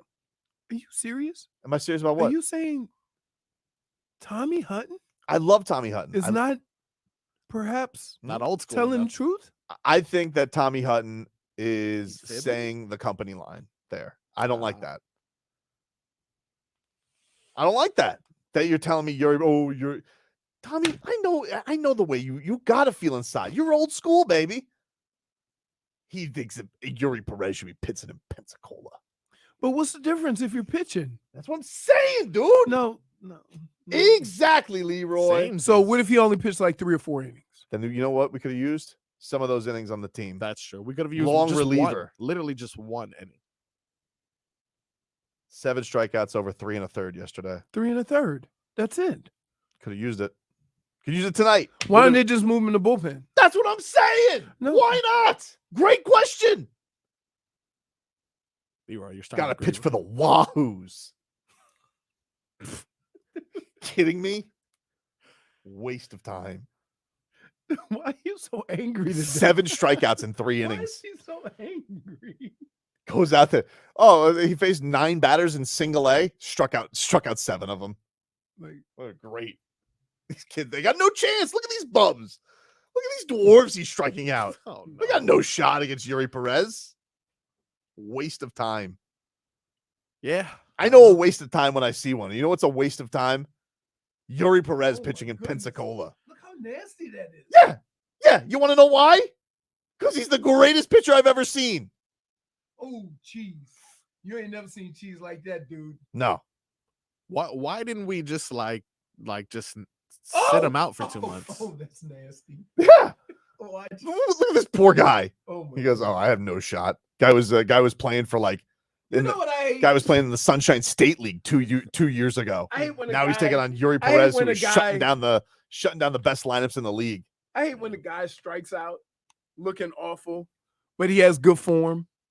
But he wasn't even close to the ball. I'm just telling you in an honest moment. I feel like Tommy Hutton's like he sees Over a couple of beers. Like over a couple of brewskis. I feel like Tommy Hutton, yesterday when Paul Severino brings up and Eury Perez, 7 strikeouts in 3 innings yesterday. He goes, waste of time in Pensacola. Oh, okay. You think you should say that? Okay. I mean, like Not it's even like we could have used him. You want him to say waste of time? waste of time. He only pitched 3 innings. Give me those 3 innings of the Marlins. Yep. He's still throwing the same cheese. You know how much I would love to have Eury Perez here instead of AJ Puck? Yeah. You wasn't saying that a month ago. Yeah, you want to know something? Then he had the worst month ever. We're in a pennant race right now. A wild card race. I just don't understand why couldn't they just say, "Hey, he's injured. He won't be pitching for the next month," instead of send him down somewhere where we can see he's perfectly healthy. I think they're trying to perfectly get his useful. innings up. But they wanted him down at first, but then they want him up. What are we doing here? Do we want him to stay warm or do we want him to rest? I don't know. No one knows what we're doing. I just think they're trying to get his innings up. Great. But I thought we were getting his innings down. Yeah. Let's just have him just go out there. Let's just have him exercise in Pensacola. He probably hates it there. What? What is Just Pensacola? imagine you're roomies with Sandman. Then they used to have this spring break used to be there, right? In Pensacola. I feel like that's man, you know what? It sounds like a spring break town. Yeah, until the hurricane, and then they moved to Fort Lauderdale. Eury Pensacola, Perez. though. You know how much it must suck for Eury Perez? He goes, I was shutting down everybody 2 months ago. In Miami. I was roomies with Sandman living at his Pudge Rodriguez mansion. Wow. And now here I am in Pensacola. Way too good for this. I'm at the Fairfield Inn now in Pensacola. He's 6'8". Imagine this. He's 6'8". He's got to sleep on those little ass motel beds. So bad. Because they only have motels. Way too over good there. for this league. Way too good to be here. Yeah. You guys are trying to protect my arm. For 3.5 innings. Did they protect Khalil Watson? Nah. Sent him off for Jake Bell yesterday. Khalil Watson. He was like their first round pick 2 years ago. They just shipped him off yesterday. Look at that. Huh. Prospects. That's why I hate this whole baseball. They send those Jeets picks. They sent them packing, huh? Ugh. Kim Mang's like, see it, dude. I'm making some splash. Did he make any good picks? Or is it all prospects? He We'll traded see for in 2 Sandy, years. didn't he? Yeah, he traded for Sandy. Nah, someone else. Did he make any good picks? Is what he asked, though. To which I would answer. Does anybody have any good picks? Hmm? I mean, JJ Bleday was supposed to be can't miss. Yep. Guess Marlins what- had a rough run. Guess what he's doing? He's in the Oakland. Missing. Oh, what do you mean he's missing? They said can't miss. Oh, And he's missing. I thought like he was missing, like Pokey Reese back in the day. Pokey Reese. Yeah, Pokey Reese just went missing one time from Marlins camp. They never found him. Still Well, I don't looking know. for I mean, maybe somebody found him. They never found him at Marlins camp.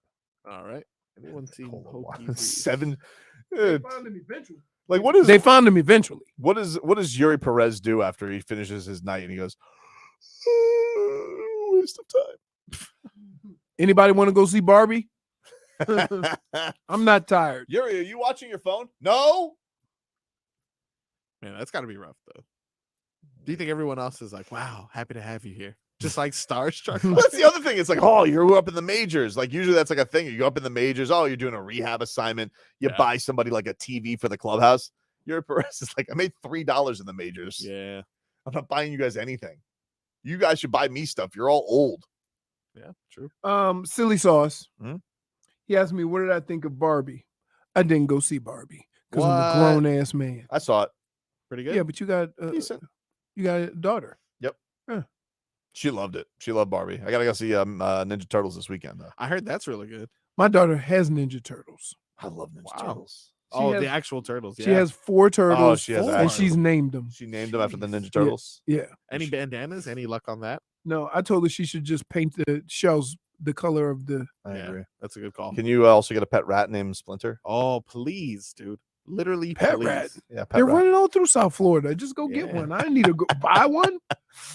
How much does a rat run? Rat's gotta be like $6 $6? Oddly That's a little specific. steep. for a rat. Really? They're No, but they're like a free white on the rat, street. They got cute little noses. I ain't buying a rat. You're not gonna buy an albino rat? Oh, $10 to $20. Tangibles rat? $10 to $20 for a rat. $10 for a rat? You know what they call that in New Orleans? Yeah. Food. How much do you gotta? How many of those rats you gotta feed a snake if you have a pet snake a month? Oh, I think they're like a mice kind of thing. Oh, Yeah, so it could be like they come in buckets. I'm just making things up. That's different rats, though. What do you mean? The pet rats that cost $10, $20 aren't the rats you feeding the Oh, snake. they do come. Ew. There's bags of because you remember I wanted the chameleon and he told me I had to feed it stuff and I didn't like that very much. Speed the Schmolik says you're a grown ass man who still watches superhero movies, boxed in. It's got a point. By the way, if you ever Wait a wanted to minute. feed your snake, it's Watching $70. Marvel movies is a lot different than watching Barbie. Is it? Mm. You think that's samesies? I think it's samesies. They're both rated PG-13, baby. Oh, got a point. Mm-hmm.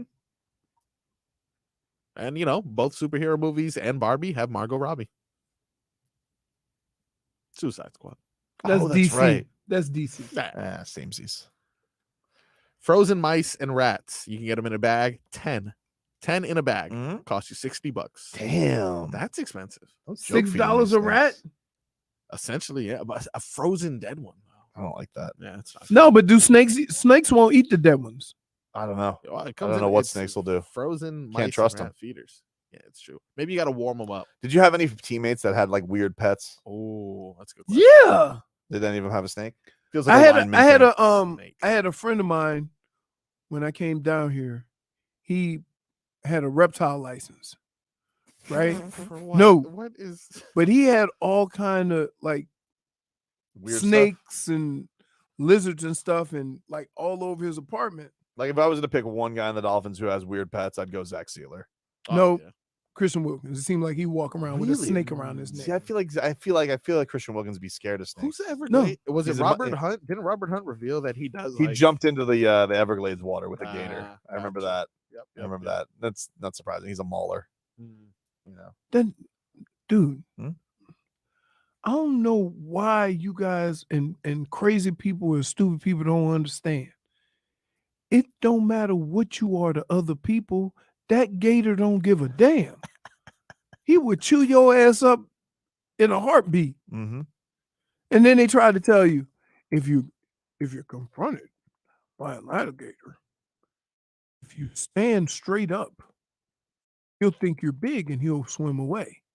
But if you swim away or go, was it vertical, Mm-hmm. then you look short and he'll come attack. And I'm like, and when you stand straight up, you are also sinking, dumbass. Like all these tricks. I have a great idea. Stay out the water. So you would just swim for it? No, I wouldn't get in the water. There's no scenario that puts me in gator water. Can I tell you something that growing up, I was like, this is one of my biggest fears, and we should definitely all be worried about this. And the lily pad not having support. Hey, what are we? Point for Leroy. Quicksand. I really thought quicksand is a thing that everyone should be worried about, and Where? not enough people are talking Where? about. Where Exactly. are you from? No, I just on cartoons. You'd be like, yo, quicksand? Watch out for that, dude. Even get your foot in there, you are done. Dude, Never here, came across it. folks, I want you to look at this screen. Oh, okay. Here's a perfect example of somebody who was raised by Looney Tunes. Right? Like, Watch out for like quicksand. don't raise your kid by Looney Tunes. Have a watch some of the Einstein videos. Miss Rachel. I heard Miss Rachel's big. Miss Rachel. Yeah, you guys know anything about Miss Rachel, or is that like your Who, kids? Rachel Ray? No, it's like a YouTuber who apparently teaches your children basic, I don't know, knowledge, and all of the millennial parents are swearing by it. Oh, I could do that. No, you couldn't. I could do that. I could, Nobody. I could give the kids Can I knowledge. just say this? Okay. I can tell you unequivocally that you are Uncle Tobin. Mhm. Uncles are treated differently than anybody else, I'm a beloved uncle. but you can't take Uncle Tobin serious and don't let him teach you nothing. Because you the kind of uncle to say, no. This is what you need to do right here. And you know, everybody got that uncle. No matter what you're doing, he have a better way to do it. Today's lesson, kids, is animal sounds. Let's do whale. Nope. I'm telling you. That was a good one. No. Take a quick break. Back with more silly sauce after this.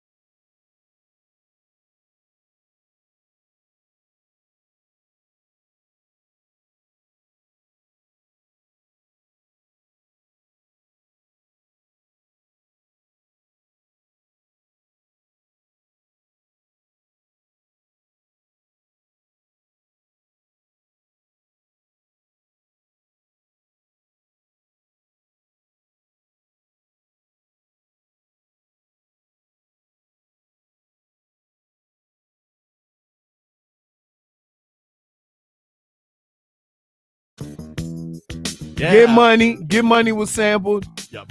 I was gonna sing the song. This is the song, but I don't know. There you go. Hey, wait, don't look any further. Yeah. Hey, I don't know what he's singing. Do you know what they singing in the beginning?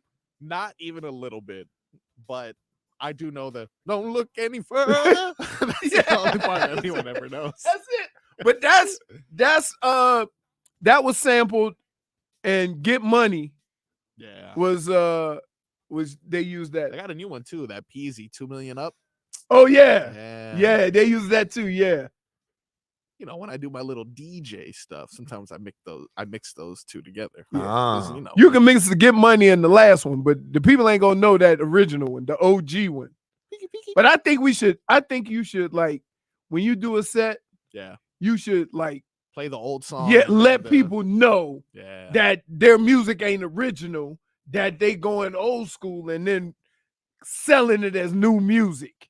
Look, if you come by Tuesday, August 15th at the Miami Improv, you know, we got Tu's D-Rays going on. D-Ray Davis is coming to one of the shows that I produce, guys. Anyone interested? No? Cool. I'll be DJing. Who cares? Wow. Dead to me. Huh. You didn't really get a chance to say no. Nah, Leroy didn't care. Can I hear a little bit from Tua yesterday, Marcos, as the Dolphins quarterback met with the media, and he shed some light, Leroy, on his jiu-jitsu roll, the famous jiu-jitsu roll that Mike McDaniel revealed to all of us, and then, of course, made Stephen A. Smith go crazy. Did he confirm, though? Did he ever confirm if it was a backflip or a backward somersault? He actually did.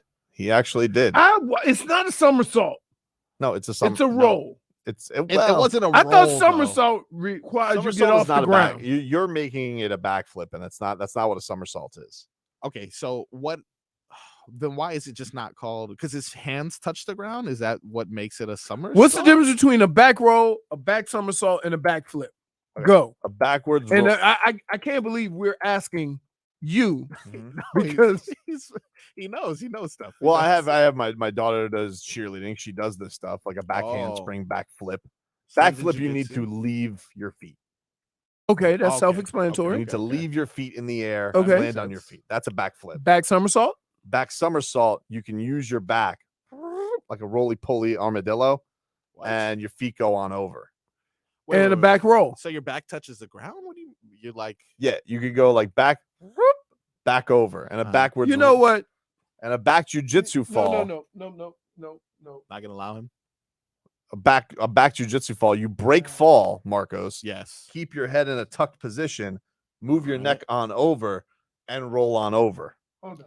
Did he really say what's a back roll? Yeah. Yeah. Hold on. Nice. You can look all you want, but that's true. Yeah. Do you have Tua explaining what he did? Yes. Here's Tua. Yeah, so let me give you context. I did not backflip. No, did not backflip. Look, I got hit from someone in the front of me. I have no idea who it was, but I sort of hit a little somersault going backwards, and I flipped backwards. No backflips over here, though. But I think to that, it was cool to see, because now, in a weird way, it's like the quarterback room cheers when we start to do that. I don't know if that's a good thing or a bad thing that we're doing jiu-jitsu falls, but it's hard to gauge that, because that was the first time I've done it, and it's hard to gauge it because these guys on the opposite side of the ball got to stay away from the quarterback, and no one can really touch me. So the only time you can really put that to use is in a real live situation game. Exactly, dude. okay. Back somersaults, gymnastics. Mm-hmm. Look at that. Oh, I can't see. hold on. Also, this really does nothing for our radio audience Look. No. I mean, even the Twitch audience. or the Twitch audience. I'm just Even pointing- to us, I'm looking. actually. It's going very slowly, Roy. Slow mo. Gotta write a ticket. You can't just do that. Look at that. Why not? It's a back. Look, Yeah, that's a back somersault. That's a back somersault. Yes. That's what Tua's doing on the field. That's not a back somersault. That's what it says. That's a It's back wrong. I dude. pulled it. It's wrong. Google's wrong. Yeah, it's wrong. Didn't he say he didn't leave the floor? It was kind of confusing though, because he said that he didn't backflip. He but said he didn't flipped do backwards. a backflip. Yeah, he back rolled. Like you can touch ground on a somersault. Back roll. No, you can't. Your back can. Yes, it can. Well, then why does it say? Because that's wrong. So you show me one where back somersault is what I you're just saying. told you what it No, was. no. Show me video I don't have evidence. to show you anything. Why not? Because Tua just told you what he did. If you are saying that this isn't accurate, Can I just tell you something right now? This is the epitome of you quibbling. You're over something silly. you're lying. You're like he's A somersault is I never said Tua did a backflip. He rolled on his back and landed on his feet. That's the whole point of it. This is. You think? Let me ask you something, genius. No. Let me ask you something. No. Let me You ask you said something. a back. Let me ask you something, smart guy. This is a quibble. Let me just ask you something. You think Tua is doing a backflip in the middle of a game? I didn't say that, but I said that's not called a back somersault. It is. It's not. I just showed. If you pull it up, that's not what comes up. Everybody knows what a somersault is. Yeah. Were you a child? Everybody knows what a somersault is. That's not a somersault. It's a somersault. Dude. It's not. It's a somersault. That's a sideways one. Right? Okay. So anybody. Yeah. Anybody that's a real gymnast, right? Somersault. Person turns head over heels in the air or on the ground and lands and fishes on their feet. Oh, wait. So it's wait. both. Oh, wait. So also on the ground? Apologize. No, you apologize. You said it's not a flip. Okay, apologize. So You also, said it's not but a flip. also on the ground? You But apologize also on too. the ground. You Same apologize time. too. Same time. All right, 1, 2, 3. Go to hell. Oh.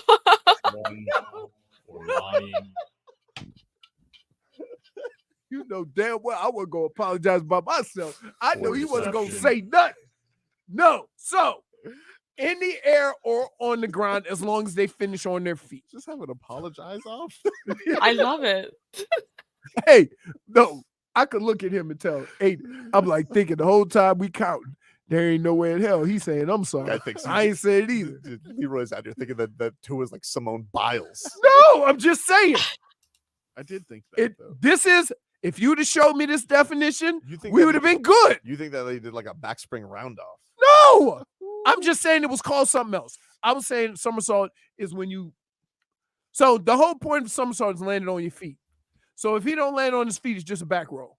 If he didn't land on his feet, then he's not doing very good at jiu-jitsu. No, but you can roll and not end up on your feet. Dude, if you land on your face, you're gonna get choked out. No, he's not in a football game. That's a good point. Dude, what Get choked out. I want to choke you out, but I can't get my hands around your neck. What is wrong with him? What did Shmee and Schmolik put up there? He said you. Tua does back rolls and Tobin does rib rolls. Oh man, let me tell you something. Rib Love rolls rib. from Flanagan's are delicious. I love rib rolls. Love rib rolls. You made good rib rolls. Oh, Was that you or Big Spoon? that was me. Oh, those are good. Hey, I do a whole bunch of stuff with them ribs. I made rib rolls. I made the McLeroy. Y'all don't remember that one. The McLeroy. Richie says y'all making Tua a cat now. No, that's him. That's Tobin. That's Tobin. We take a quick break. From cats to rats. Rats off a ship is next.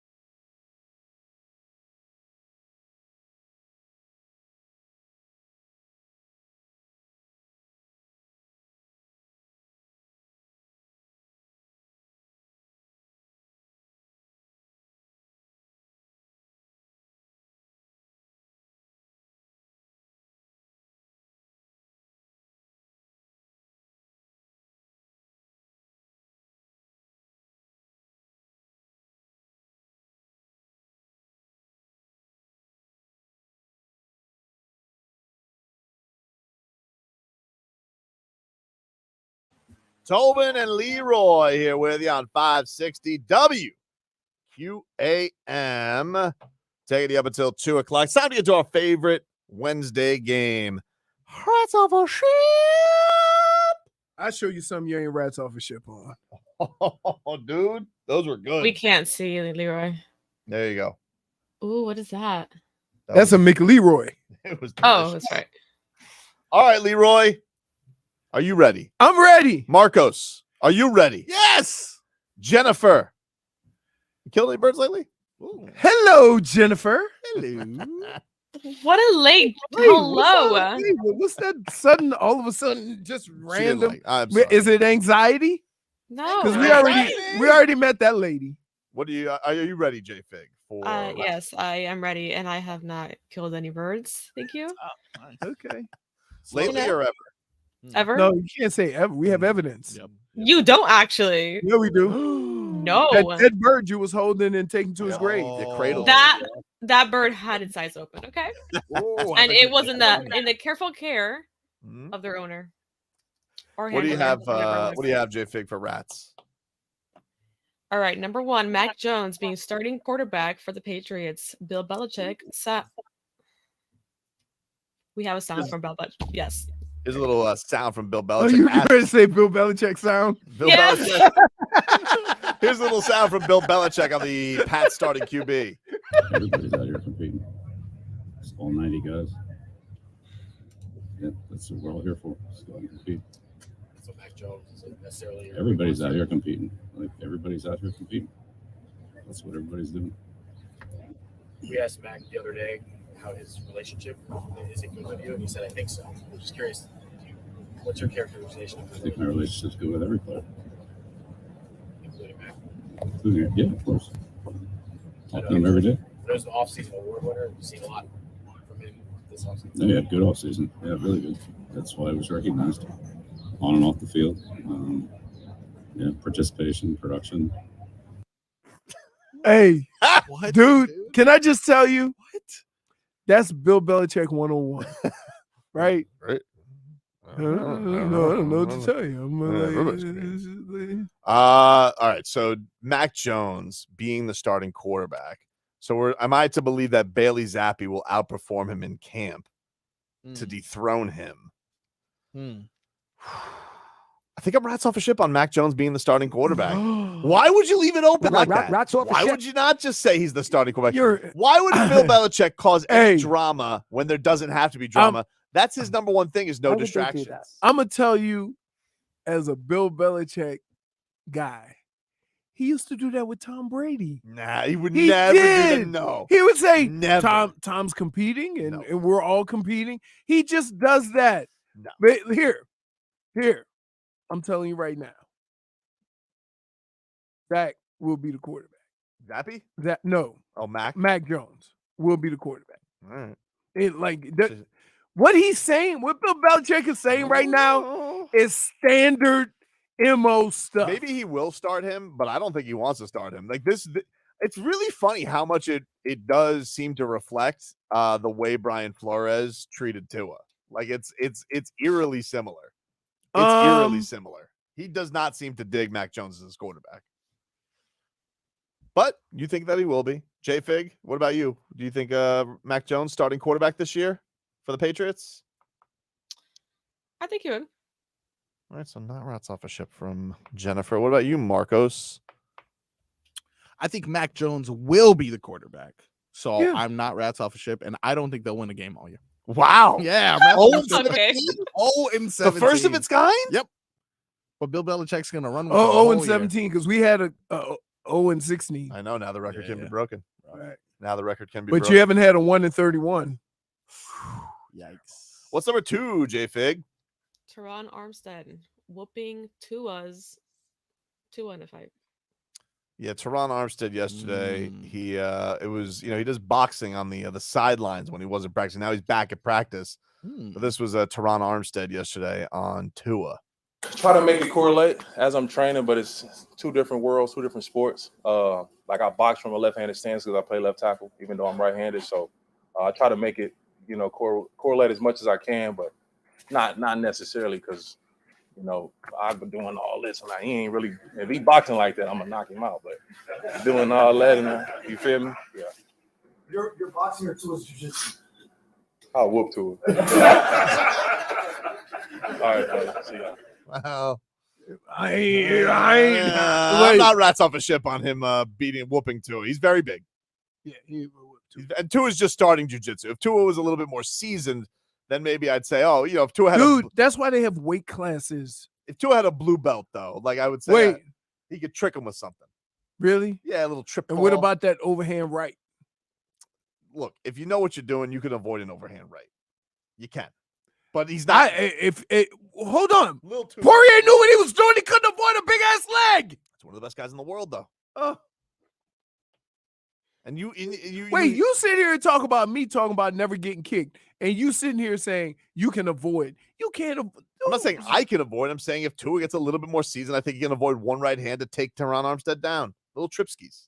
They have weight classes, dude. Doesn't matter. You can trip. You take him off balance. You'd be surprised. Okay. You don't realize how athletic big guys are. But he's not there right now. He's not there now. So I am not rats off a ship. I'm not rats off a ship ever. He could get 17 years of jiu-jitsu ever. Dude. J-Fig, what about your rats? Tua tried to talk to him and get punched in the mouth. Hey, I really don't want to pull. I'm not rats off a ship. Marcos? I am rats off a ship. Whoa! Rats off a ship. Yeah, you guys ever heard of an arm bar? Mm-hmm. Yeah, tap machine. Wow. Dude. Tap machine. Really? So you think? Wait, hold on. Hold on. So, first of all, do you know how long Terron Armstead's reach is? I don't. It doesn't look very big, but he's massive. He's massive. He'll have Tua like this, like a little kid. Into No, come on, man. You guys don't know about the ancient technique, the spider monkey. Yeah. He's gonna swing Can one. you arm. demonstrate it?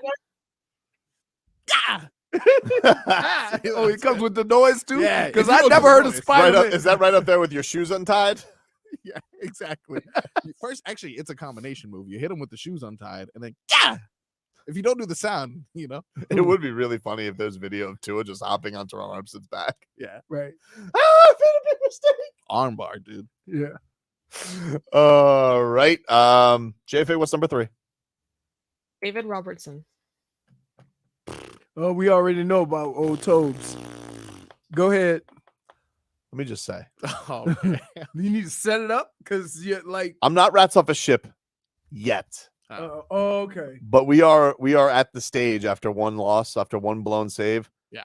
I need to know where the life boats are. Ooh. So in other words, Looking around you're using in your muster station. patience and giving him longer than one try. I'm begrudgingly going to stay on the ship, but I'm sending a complaint to the hospitality department and letting you know this has been a pretty rough stay, and my rats are going exciting. Okay.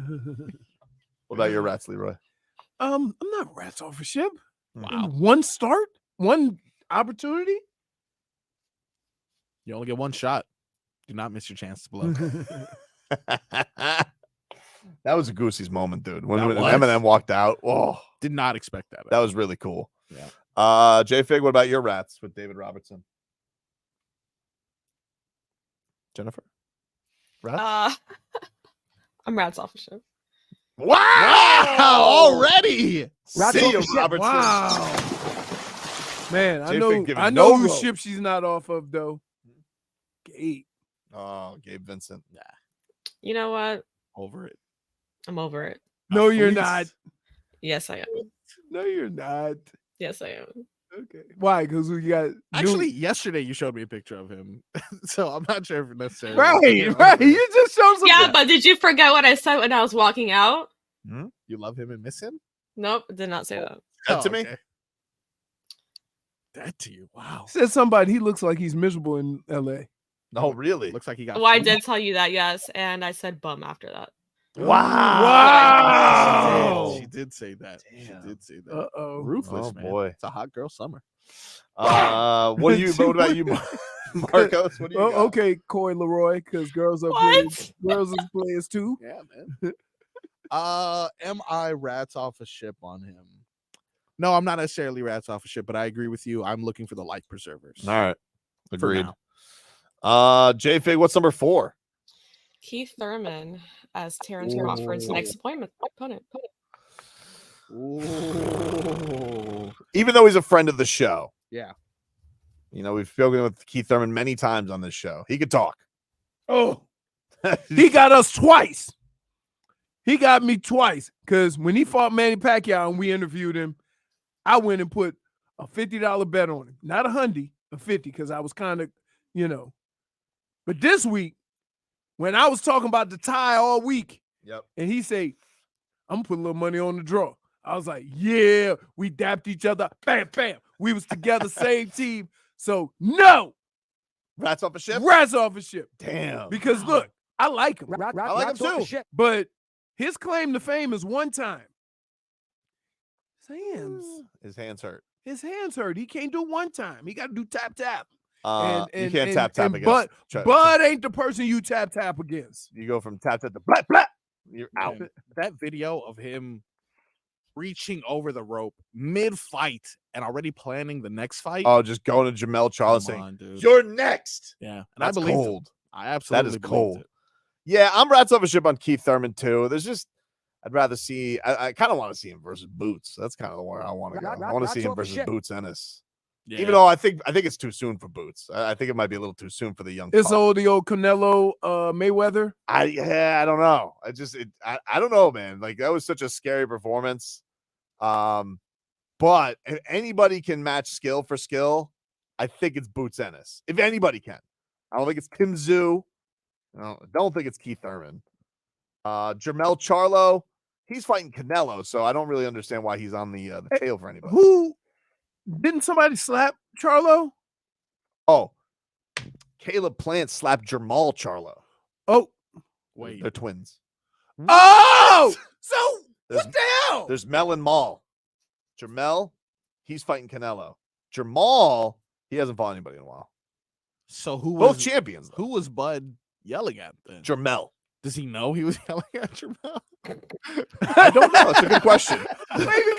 because like fair point. See, wait, here's the problem. So Tobin shows me this video. I'm so confused. And he just showed me, oh, look at him get Charlo. I didn't know they were twins. And now somebody else called him out. And now I find out, no, it's two of them. You know, it's a lot like the Martin twins. Everybody used to think it was Jamal who was the better twin. But Jamel's kind of past him. And so then Jamal's going through some stuff apparently out of the ring. That's the word. And now he gets slapped by Caleb Plant. And now Jermell, he gets the Canelo fight and he's beefing with Terence Crawford. And he's also teammates with Errol Spence. Oh, Charlos. They're teammates. Gotcha. They train at the same gym. So point is being Keith Thurman rats off a ship on that. Yeah, I can't. Even though he's our friend. Yes. Dude, I'm going to say this. Rats off a ship. I hope for the best, but I saw what he did to Errol Spence. And I'm like, and he even called that out. He said, somebody going to try to go for it, leave himself open. Mm-hmm. And I think the worst thing that happened for Errol Spence was that slip, because he felt like he had to then get some get back. He didn't slip. He got knocked down. No, the first round. Oh. Like, remember when he had the one slip? Then after that, he got knocked out. Because remember, the guy called slip. Oh, I see what you're saying. Yeah. Okay. And so then after that, he became very aggressive. Jay Fig, what about you? Keith Thurman, friend of the show, fighting Terence Crawford next. You know, I'm not rats off a ship. Wow, you're supporting our friend. Yes. I'm going to tell you what. He's a talker. He can talk, dude. That interview went on for quite some time. Yeah. And what did we ask? 2 questions? I don't know, but he was. I don't even know. He was talking because, look, I was going to ask him if he planned on fighting again, because we thought, that maybe he was done. He was like taking the next, step in his career. And he already gave us all we need. We didn't have to ask no questions. Exactly. Marcos? He pulled McDaniels. You know what? Yeah. I think I'm siding with J Fig on this. Friend of the show. I want to see him do it. I'm coming back with a hype montage. Wow. I'm coming back with a hype montage. Take a quick break. Final out of the show coming on up.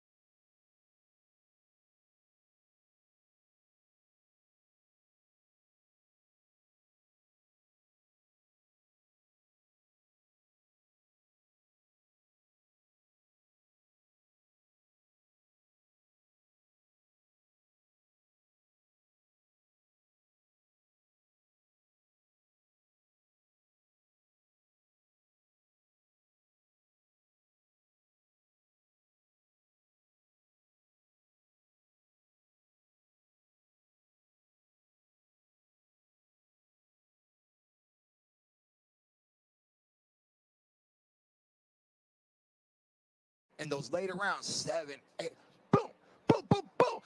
My eye. Little feint and a boop, bop, bop, and I step back. Oh, he can't touch me. Oh, okay, this is pretty. I found the formula.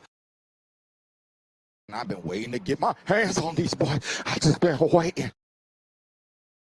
Keep your hands up, champ. Champ, keep your hands up, champ. Champ, keep your hands up. Hey, don't put them down. Don't put them down, champ.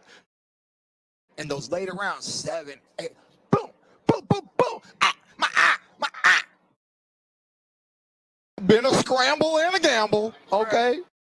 Been a scramble and a gamble, okay? I think he's ready to. That guy's incredible. You can have it's funny too, because they always say, "Hey, we remember you guys." Yep. He is. He was definitely a experience. It was definitely an experience. Talking to Keith Thurman on Radio Row. We had a fun time in Vegas. Do appreciate them having us on out there. We were just talking about some of the situations. Like, first of all, very rarely do you go indoors in a building and it's 50 degrees cooler than it was outside. Yep. And it was hot. Like, you know, it's hot in a place that's 97 degrees at 12 o'clock at night. Mm-hmm. And everybody say it's dry heat. Hot is hot, man. It just feels like you're burning. You know, I get the difference. Like, because when I got to Miami, I was soaked in sweat in 3 seconds, but it's still very uncomfortable in Vegas. It feels like the sun is closer. Yeah. And it feels like, if I want to know, I'm going to tell you what it feels like. You know how when you get a pie and you get ready to take the pie out of the oven? Yes. Right? Put your face in there. That's what Vegas feel like.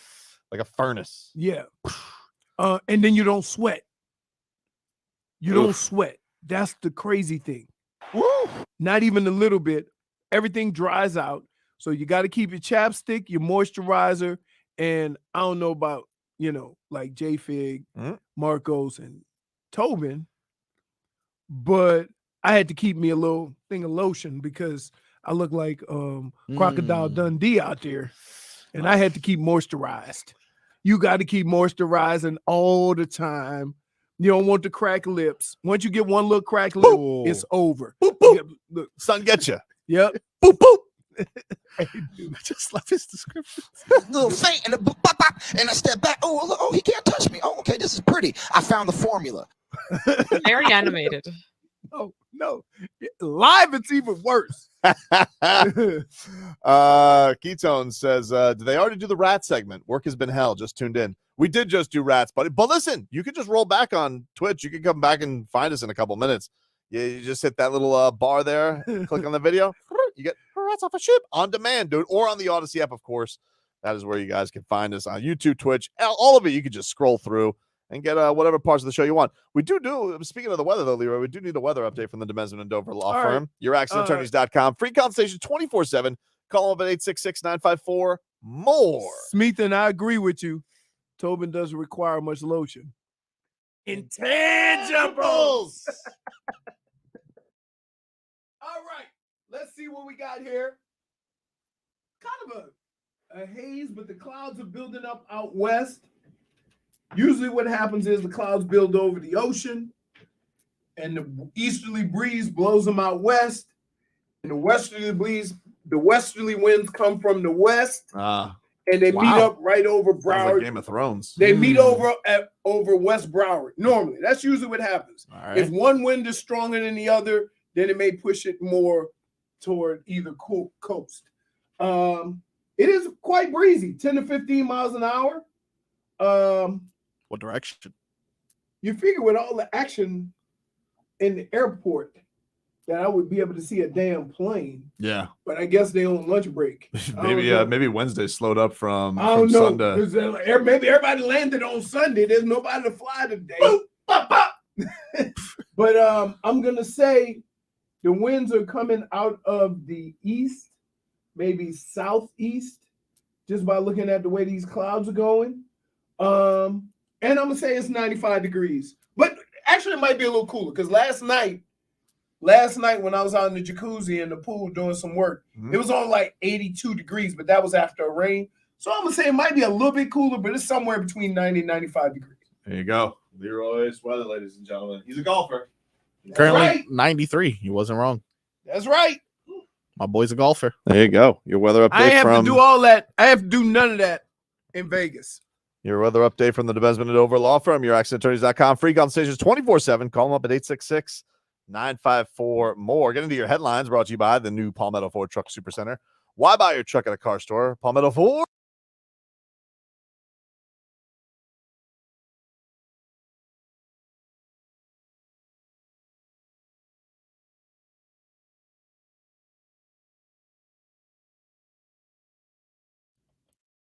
All right.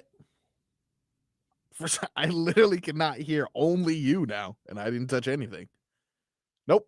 Okay, so now I only hear Marcos. Yeah, only me, right? Yeah, All what's right. going on? No clue. Haven't touched anything, but this is a solvable issue. I think he's yelling at me to fix it, if I'm not mistaken. I don't need to hear him to know that he's yelling at me to fix it. He may just come over here and do it from this side, which gives me a solid opportunity to get the hell out of here. I'm sure he's giving you your headlines. Leroy saying, what possible snack could I get at the vending machine now? It was a scramble and a gamble indeed. So let's scramble to see if we can get this resolved. What did you do, Marco? I didn't do anything, dude. I didn't do anything. Oh God! Now Jimmy's yelling at me from the hallway. I'll fix it. We'll be right back.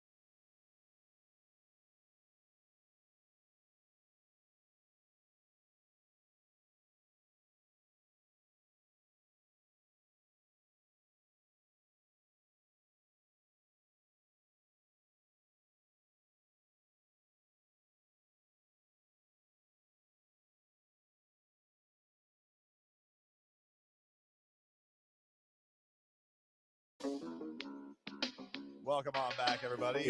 Tobin and Leroy here with you on 560 WQAM. I fixed it with no help from anyone. It's specifically Steph who's behind. How's that? I hear Nope. you. I don't hear myself in the microphone, though. Oh, Or okay. Hold on. Well, I hear you. Perfect. I hear. Okay, that's good, right? That's good We're for good. you. I don't hear. Am I coming? I through hear you at all? guys now. Yeah. What about Yes. anything? Anything? Yeah. Nothing. Yeah. I Oh, yeah, hear- that's better. Perfect. Whoa. Whatever just happened, whatever you just did, that works now. We did it, everyone. Perfect. We're- Steph, Yeah. Ed, Steph. shout out. Shout out. Fixed Boy, it. attaboy! All right. So anyway, Fix it. people were accusing Putin if it was because I called them all pooch yesterday. That's what Dade South is throwing out there. Old poop. Yeah. Can't rule it out if old Poots is up to his old tricks. Yep. You know what? Just stay away from that. Yeah, Just makes you nervous, J Fig, to just mess Well, with. look what already happened.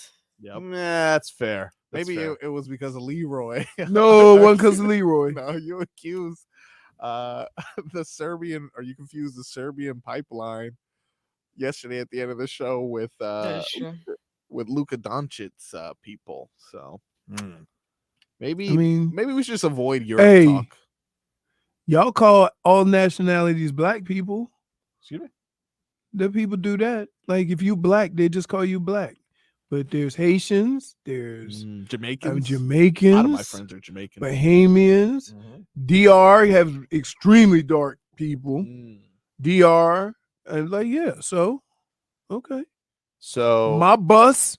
Sorry. As the Damian Lillard turns with We still doing this? Yeah. Damian Lillard. I thought we were giving it a couple of weeks. Nah, I never said that. Yes, I did. I said, why are you worried? There's no basketball for 6 weeks. You did say you were going to take a break. You did. No, I didn't. You did. Oh, for your I mental never did. health. No, You I said didn't. you were I said I was turn off. considering it. Oh my God. Okay. Shh, go. Pull him. I Go. mean, like, Hey, there's a difference get- between hey, saying you'll do it and hey. saying I'll think about it. Get him out. No, that's not katana. Get, That's ridiculous. Get the katanas out. Semantic samurai. Yeah. Come on. That's dude. just being in denial. Yes. No, I never said. There we that go. I never said I was moving on or that I was going to. No, I didn't say move on. I We never had a heartfelt conversation yesterday about like No, that's we not. That's let- not. That's not what we discussed. What we discussed was the notifications I was getting from Woj was getting to be too much, and I've decided not to do that yet. So anyway, Windhorst. This is what he says. It's on NBA Today yesterday. Why would they do that? He says, as I look across the league and have conversations with executives and agents, I can't identify another team that is seriously making an offer for Damian Lillard at this point. My belief is that the Heat can't either. Woj was bringing this up the other day that the Heat aren't going to outbid themselves, just to make old Cronin feel good. But Cronin won't even answer the phone. I mean, I think that's the thing that's annoying about it. Answer the phone, Cronin, and answer for your crimes. The farther along this goes, the worse Cronin looks, not the Heat. Like, he can try to put whatever twist he wants on it. He's the one that has had the franchise player that's done nothing good for the community, nothing but good for the community, and has been a stand-up guy and a loyal guy. I'll tell you something. You weren't loyal to him. I saw that Woj was saying that like it's slowing up now because a lot of execs are on vacation right now. And let me just tell you something right now. If Cronin is in a hammock anywhere in the world right now, I'm gonna be pissed. Why? If he's not you got picking up 6 Andy, weeks. no. If he's not picking up Andy Ellisberg's call because he's drinking out of a coconut, I'm gonna be upset. You think he's got the big pink? Tickle Pink. Tickle Pink was delicious. Tickle Pink was I mean, delicious. The pinkity Probably- drinkity. Probably shouldn't. I have bet been. you if we offered Joe Cronin a Tickle Pink, we'd get this deal done right away. Delicious. It was delicious. I mean, I've never seen a guy drink that big a daiquiri that fast, and that's exactly the face he made. Because That brain freeze. oh my goodness! To avoid the brain freeze, you got to drink it. And you know what else I realized? Tobin's a child. What do you mean? He can't sit still. He can't sit, dude. I got to walk around. I'm like, I had to peruse a little bit. all And right. plus, Ginger didn't make it fun. Like she felt like I was bothering her being there. Yeah. That's true. Sometimes you got a fun atmosphere. It was very because I think Ginger was just like the old don't like young around with Tickle Pink. Wow, very oddly specific. The guy should have took a trip to the aquarium. I'm telling No, you. he said he wanted to pull the trigger. I walked over there, but it was a long line. And Oh, I'm no like, way. I'm not doing that. LJ said, Stephen A. Smith is a clown. He flip-flops on topics more than a politician. Tobin needs to stop listening to people like Skip, Chris Sims, Stephen A. Smith, and so on to say he's a liar and a rat. Here's what I do. I know that sometimes people make comments on half the story. Mm-hmm. And I think that if I know the whole story, then I should just let people know. Look, so we know the whole story about Tua. We know the whole situation with Mike McDaniel. We know more than what he is by commenting. So we have the opportunity to let people know the reality of the situation. That's what I choose to do. Like, Stephen A. is making his comments based on maybe a third of the facts of what goes on with injuries. Like, we always do that. We put that on the coaches. You got a medical staff that is there for those reasons. When a medical person comes over and says to a coach, this player is out, that's it. The coach can't do nothing about it. Yeah, would he want the doc? Like, would Mike McDaniel want the doctor to come over him and say, I think you guys should run the ball more? Like, no, you're gonna let the football guy. The football doctor's gonna give his football. He's gonna give his medical opinion. The football guy's gonna go with the football. Right. Exactly. And then, like, I don't know. I don't like the implication that Mike McDaniel didn't care about Tua's health, because I do feel like nobody caretaked Tua's emotions and confidence and all of that stuff. I feel like Mike McDaniel just had a huge part in nursing all that stuff back to a healthy place for Tua, where Tua said that wasn't in a great place. So this idea that Mike McDaniel didn't care about Tua last year or was reckless with Tua, I just think is an irresponsible thing to say on your platform. That's all. Right. And not where I thought he was going. Like, I thought when he says, like, he starts that rant, he goes, the way this man speaks bothers me. And I was like, oh, he doesn't like that he's long-winded. Right. But no, it took a swerve and a shocking swerve for me, Leroy. Yeah. No, I get it. I understand. Look, I just take the opportunity to let people know the reality of the situation versus what they hear on ESPN. That's our job. We're local. We are privy to more information, me as a player and how those situations work, and you as a person who's down here in South Florida. So from that standpoint, we have a better a better opportunity to give these people an understanding of what actually happens in these circumstances.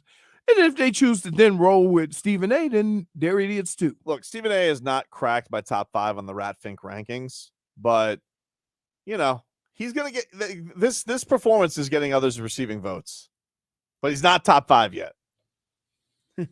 Almost there though, Stephen A. You drop a few more egregious statements could about my head coach. Mm-hmm. You're cracking the top 5. You're crapping the rat. You're cracking and crapping into the Rat Fink rankings. Yep. Okay, you'll be right up there with the likes of Paul Pierce, Chris Sims, Mike Greenberg, Tannenbaum, and Cowherd. I'm a potato chip and I'm not afraid to you rat thing. Exactly. So I didn't hear nothing. tread I lightly. didn't hear nothing out of all that. Then all of a sudden you hear you rat fink. Which is kind of like something I don't want to clearly hear from a child. Is that bad to teach your kids that? I just thought it was strange. That's his go-to. I wonder how many times he drops that in school or something. I don't know. That's a good question. Normal kids are like, you do. Well, I got meet the teacher coming up. I'll just be like, hey, just be. Hold ready. on. Wow. Your wife let you go? She's busy. Of course, she knows all this. She's getting what back does- to what work. does she have to meet her? What's it called? Meet my coworkers. Oh yeah, that's true. Let me tell you. I'm only called in extreme situations. So they know when I walk in the building, it's over. I like going early in the year because I like to, put a face to a name.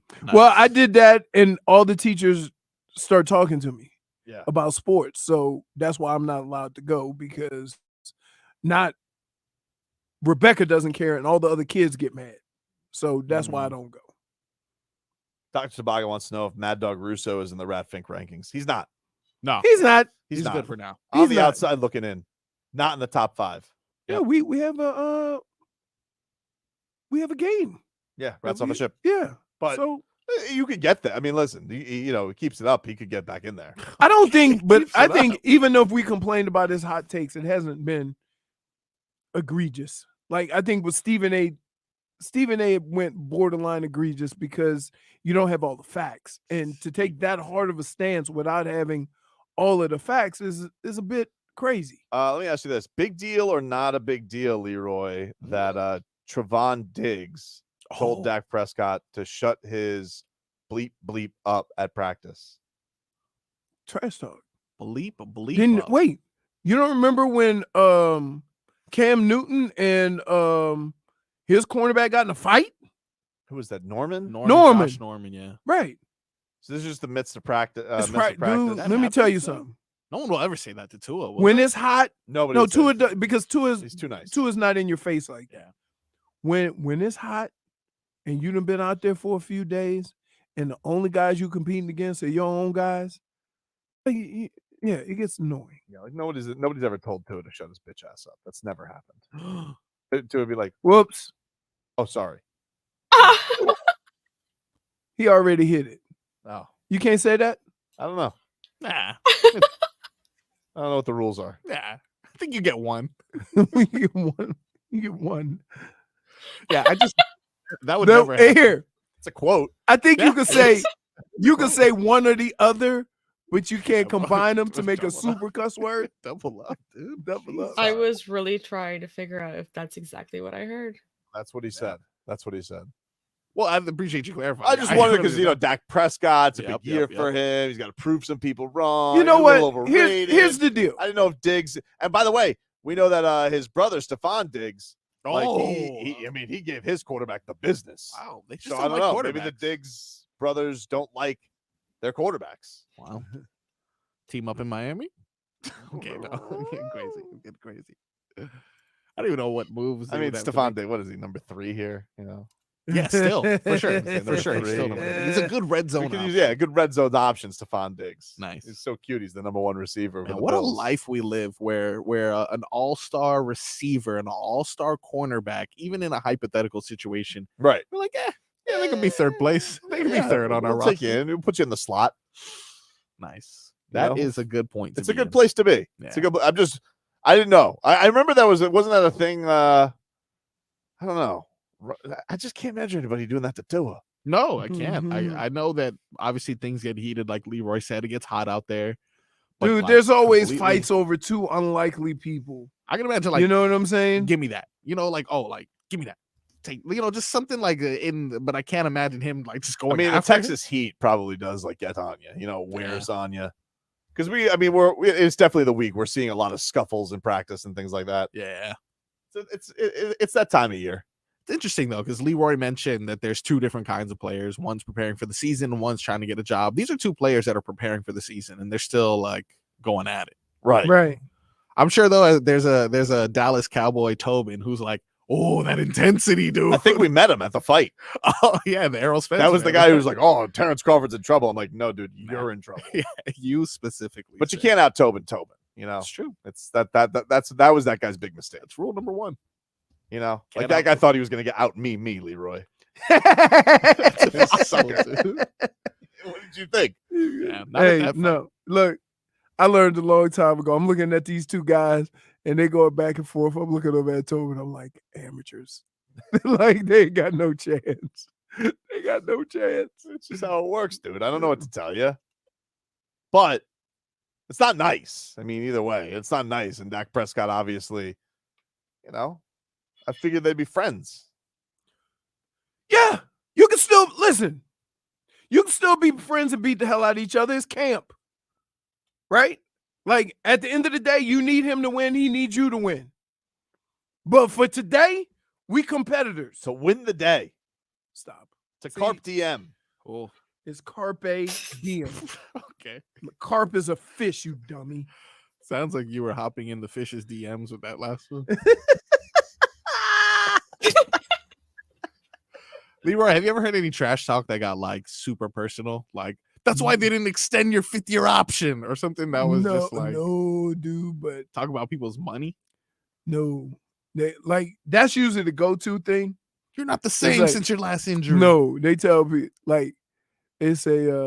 I've heard somebody say, "Hey, I made what you made in your career last year. Oh, watch how you talk to me." Yeesh. What do you say to that too? Nothing. You just go back. Moving to the on. Keep it moving. It's not all about the money. Yeah, it is, buddy. Yes, it is. Take a quick break. Final segment of the show coming on up. What? 1, 2, 3.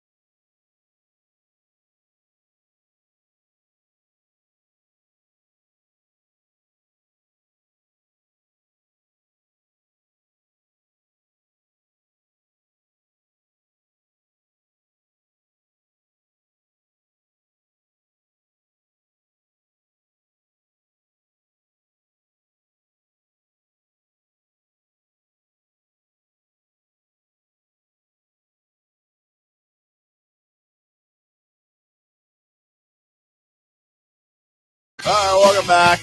Hey, it's Tobin and Leroy here with you on 560. Fun show today. Enjoyed all the banter, the back and forth. Yeah. I think my favorite segment today, though, was discussing Vic Fangio and the ponies.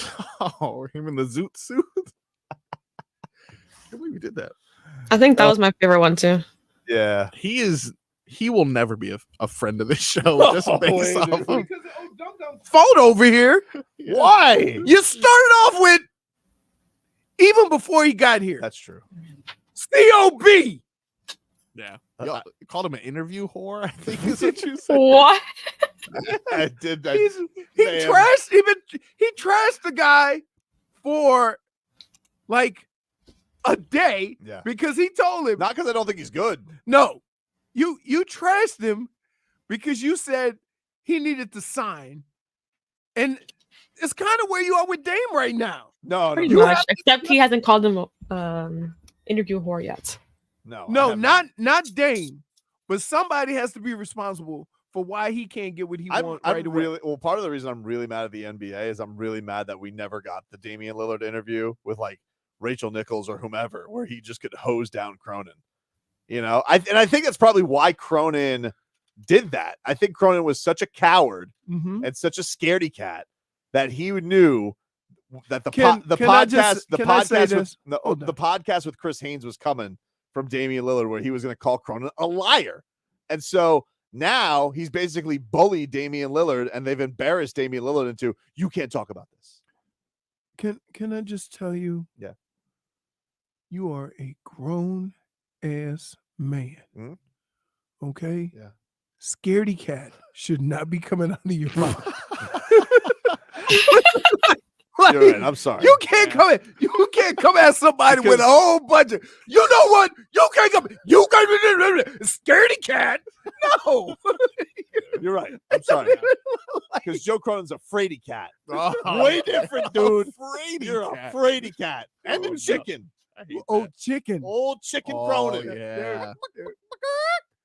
It's crazy that you use words like fraidy cat and scaredy cat, and little Tommy uses words like rat fink. No, because where's he learning that from? I don't know, but Joe Cronin. No, you is a do fraidy know cat that he made the NBA put out a statement so Damian Lillard couldn't talk to the media about his trade demand. Deeds House says yellow belly. He's yellow. You're yellow, Cronin. Somebody say very generous definition of grown ass man. Fraidy cat. I know, man. What are we doing? What? You don't think he's a fraidy cat? I think he's a fraidy cat. Also, as grown up as he tries to be and professional as he tries to be, there are moments where he's just a child. No, dude. Like, imagine I'm playing Pai Gow poker, sipping on my little drink. I turn around. Remember that? Brain freeze. I'm like, dude, really? Why you gotta hose everything down? Like, remember that? You remember that guy in St. Lucie, the angry citizen in St. Lucie, out of the COVID protocols? He goes, and I will not be muzzled like a mad dog. Like, that's Cronin. Cronin basically, he went out here, he muzzled Damian Lillard by whining to Adam Silver because he's a scaredy cat, and I don't like it. We should have gotten at least one exclusive Damian Lillard sit down. I don't care who it was with, Chris Haynes, Rachel Nichols, NBA Today, whoever. And he should have been able to hose down Joe Cronin and call him a liar. But because Cronin is a scaredy cat and went to Big Daddy Adam Silver, now we don't get it.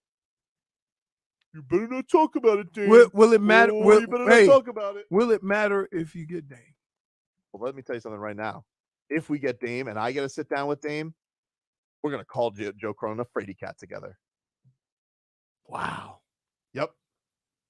That's going to happen. You know, he is a fan of the sweet science. Yes. Me too. Fraidy cat is not. We can't. Look. We'll call him a duck. You think he's ducking? Was he ducking you? Oh, that's quack. No. We ain't gonna argue about this. We ain't argue about this, but that ain't no duck. right? Like, we ain't gonna argue about this one. We ain't gonna quibble. Like, What my favorite part is afterwards he just goes quack.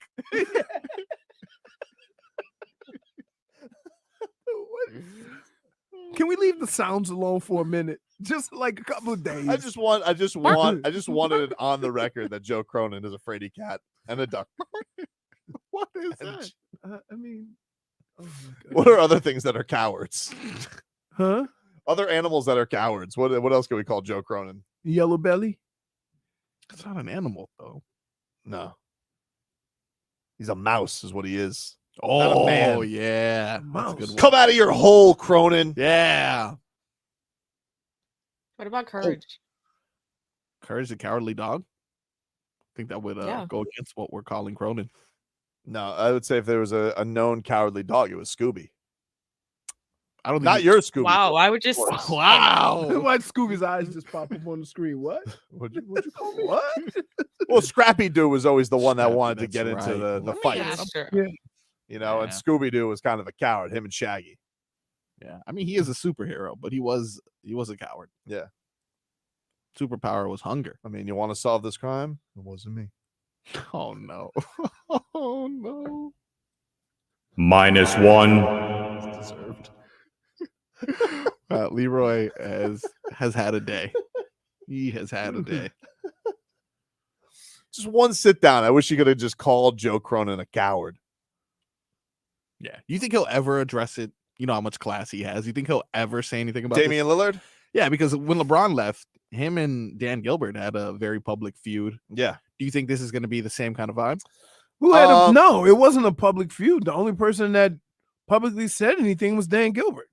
No, well, he belittled Dan Gilbert like publicly. Who? LeBron. LeBron? Yeah, left him hanging at the parade.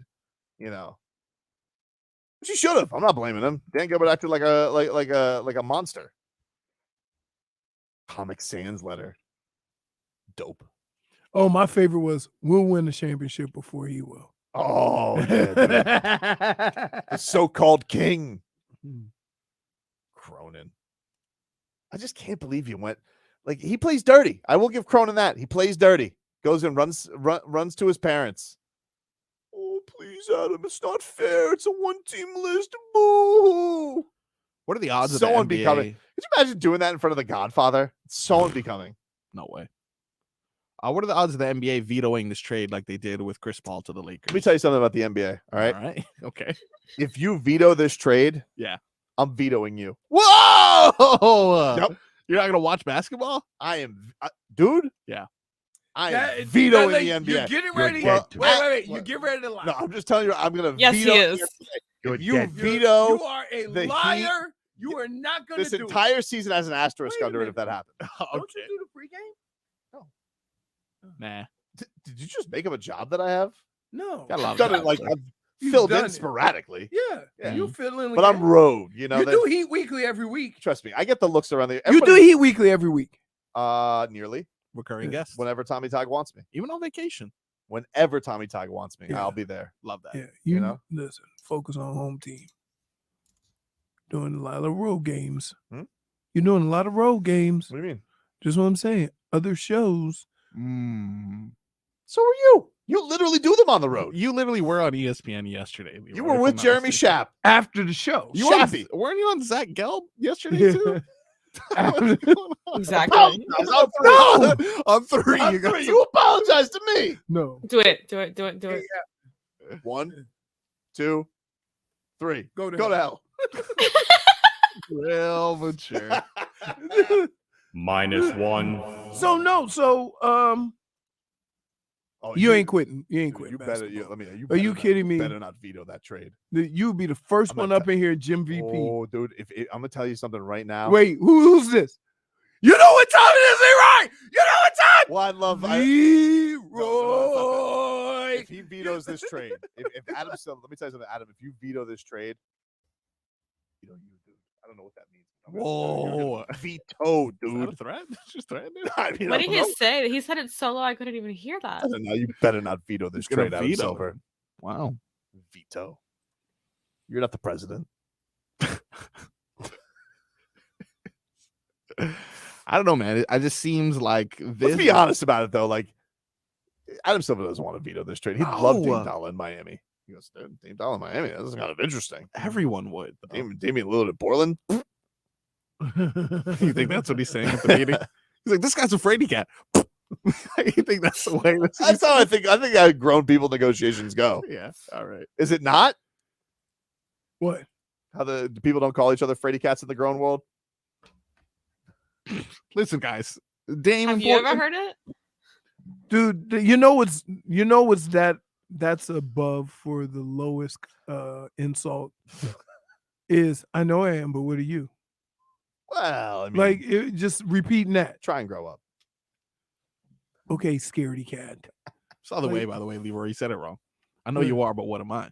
Can't say I know I am. Like if I'm like you're dumb, you can't be like I know I am, but what are you? Well, that's because it's been so long since I've been a damn child to say that. Hang around with Tobin a little bit. You want to know who hasn't waited a long time to be a child though? Cronin. Yeah. You know. Let me know if you could put your juice box away and stop watching Bluey for a second to make a trade, Cronin. I thought you liked Bluey. I do, but it's for the kids. It is. It is for the kids. Then why do you know more about it than Tommy? What do you mean, Bluey? Yeah. Dude, can I just tell you something? I can't confirm it. For you to be able to play that type of horn in your mouth, you need bigger lips. You got these little balonies, and you're balonies. Yeah. Baloney. Yeah. Yikes. You got baloney lips. It's okay. I thought it was chicken lips. It comes with intangibles. What happened to chicken lips, Tobin? Quack. What's that guy? Change that. I hope tomorrow we show up and we see that someone has their screen name as Baloney Lips, Tobin. Yeah. Hopefully. Hope someone changes it. By the way, all baloney is a flattened hot dog. Is that true? Pretty much. I refuse to eat bologna. You want to know? I'll tell you who's full of baloney. Cronin. That's who's full of baloney. Okay. Baloney. That's what Judge Judy would always hit people with liars. She'd call liars baloney. Cut them off. Wow. Don't pee on my leg and tell me it's raining. I just don't like the spelling. Wait, can I just say this? I am so amazed that this dude is in love with Judge Judy. Something about it. Who he calls Judge Booty. Right? You would agree there's something about it, right? What is that something? I'm just saying, people always say, oh, if I had a hall pass, it'd be with Shakira, it'd be with Sofia Vergara. I feel like if I had a hall pass, I'd really just want to be like, man, a woman of honor. Can I just say this? Nice. Can I say this? Nice. I don't think you need a hall pass. I think Dia say, go ahead, Tiger. For real. Do you think she has a pocket watch? Oh, she's sure. Because the old love pocket watches. It's true. In fact, that's what I'd probably do to impress her. She'd go, you got the time? I'd be like, as a matter of fact, I do, Your Honor. How much did she get paid per episode? Wasn't it something crazy? She owns all she owns all those shows. Yeah. 47 million per year. She's a mogul. Yeah. She is a mogul. She's a mogul, dude. Wow. 900,000 a week. Schmolnick says that Tobin is Pudge Judy. Points. That's a show for today, everybody. We'll talk to you guys tomorrow. And those later rounds, 7, 8, boom, boom, boom, boom. And yeah, no, Goosey. Ooh. I don't sound like I'm that. up. You're That right, wasn't you're me. I don't sound like that. That's what it sounds. What? It's more like You're right. You said it's not also on the ground. You apologize too. You Same time. Same time. 1, 2, 3. Go hell. -1. I'll see y'all when I see y'all.